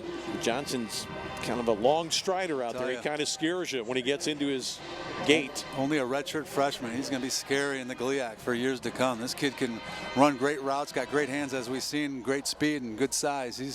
He's a great target for Saginaw Valley. I really admire the way Saginaw Valley, against a superior opponent, has mixed it up offensively, and they've kept Grand Valley off balance. Now, they haven't executed to the point where they've been driving it for points, but they have protected this young quarterback. He's had a minimum amount of duress during his time in there. He's going to hand it off to Johnson this time. Grand Valley plays it better. Back to the original line of scrimmage. It'll be third down and maybe 10, maybe just a touch less than that. Clock ticking down toward 5 minutes. Great job by Pugnier right there, playing a little bit of a hawk position, strong safety, just reading the running back and stepping up and making a nice tackle, forcing a third and long situation. And you got to think, if you're Saginaw Valley right now, you're in 4-down territory. Grand Valley gets a guy in that we haven't seen much of this year. Cody Moore, the sophomore from Fishers, Indiana, comes in for Rosenquist on the defensive line. Grand Valley has to still play assignment football here and not get over anxious. Talley and Schlosser pull out, and they're going to drop right now.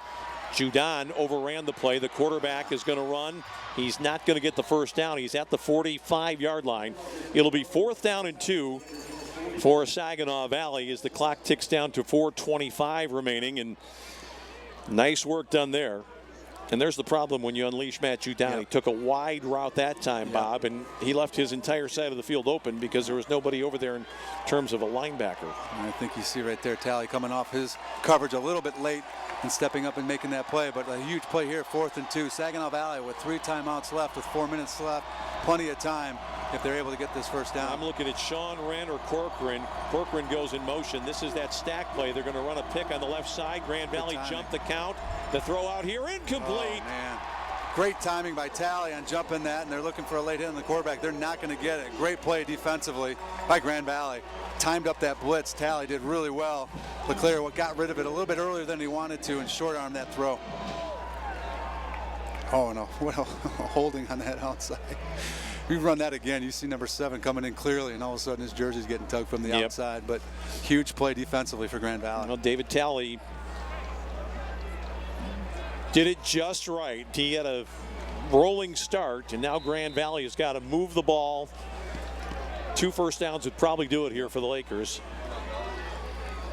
We're going to see a diet at 27, I think, on this series, and I think Saginaw Valley knows it. Spencer's going to run up the middle, and there's some Nice space change up of the field. middle.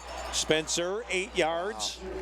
Boy, but still, if he gets going a little bit more north and south at the end there, Bob, he might have been able to. What a great pick up change the of first down. direction. That though, was right nice. At that line. I don't think that was definitely was not a counter play. It was a designed zone left read, and he hits that left foot, plants upfield, and cuts back. And nice job of gaining yardage right there on first down for Kirk Spencer. Potts and Williams will come in. Nick Dodson and Erston Smith, the young guys, come out.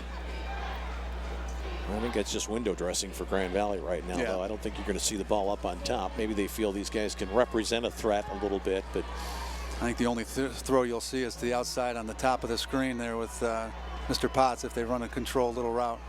no, Spencer dipped inside. Can he get the first down? He does. Hangs on to the ball, and the Lakers will move the chains here. And I saw a guy get up into the face of Jim Walsh, and that was... Good luck with that. I'm not sure who that was for Saginaw Valley. It might have been Jordan Sanders out there, and Jim Walsh just kind of sloughed it off. I'll tell you, that guy's got the greatest demeanor you'll ever meet as an offensive lineman. He's as mean as they come, but he's as fun and jolly as they come. But you put him between those white lines, he's a terror out there. Kirk Spencer has passed Eric Lynch for 7th on the all-time rushing list, 2,721 yards.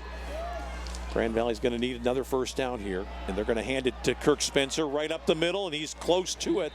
Actually down at about the 35-yard line. There's that direct approach, Bob. Yeah. And Saginaw Valley starting the timeout game. So they have declared their intentions here. Once you start calling timeouts, you can't not call them unless the opponent takes you off the hook. Grand Valley right now just has to be careful, protect that ball. They got a second and short situation. Kirk Spencer, who's going to get a lot of the totes right here, has got to make sure he secures that football right now, because the only thing that's going to hurt Grand Valley right now is a turnover. Want to offer our thanks and congratulations to the guys on the crew that have done a great job throughout the course of the season. Our cameramen today, Terry Ballard, Tony Asmus, Tony Packer, Brad Scott, Nick Smith, John Van Dorn on audio today. Joe Royston provides our graphics. James Batons is editing features for us in the truck. Jeremy Knickerbocker on replay with Paul DeLue, and our production assistants Jeremy Mogan, Ben Wake. Our producer-director Bill Cuppy. And for Bob Mitchell, takes an army. Cleary. Yeah, we've got some guys that really believe in their work. And the best crew ever. We get the cherry and the whipped cream on top, and they do all the hard stuff. It's fun to sit up here and watch, and it's all made possible by them.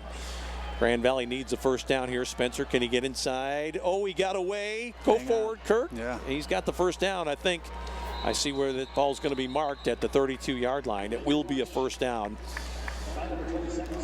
He's going to deserve the ice bath today, man. He's really done a great job of earning some hard yards, and give Saginaw Valley's front seven a lot of credit. They've made him earn every single one of those yards. He's hitting his head on the top of his helmet. He wants a breather.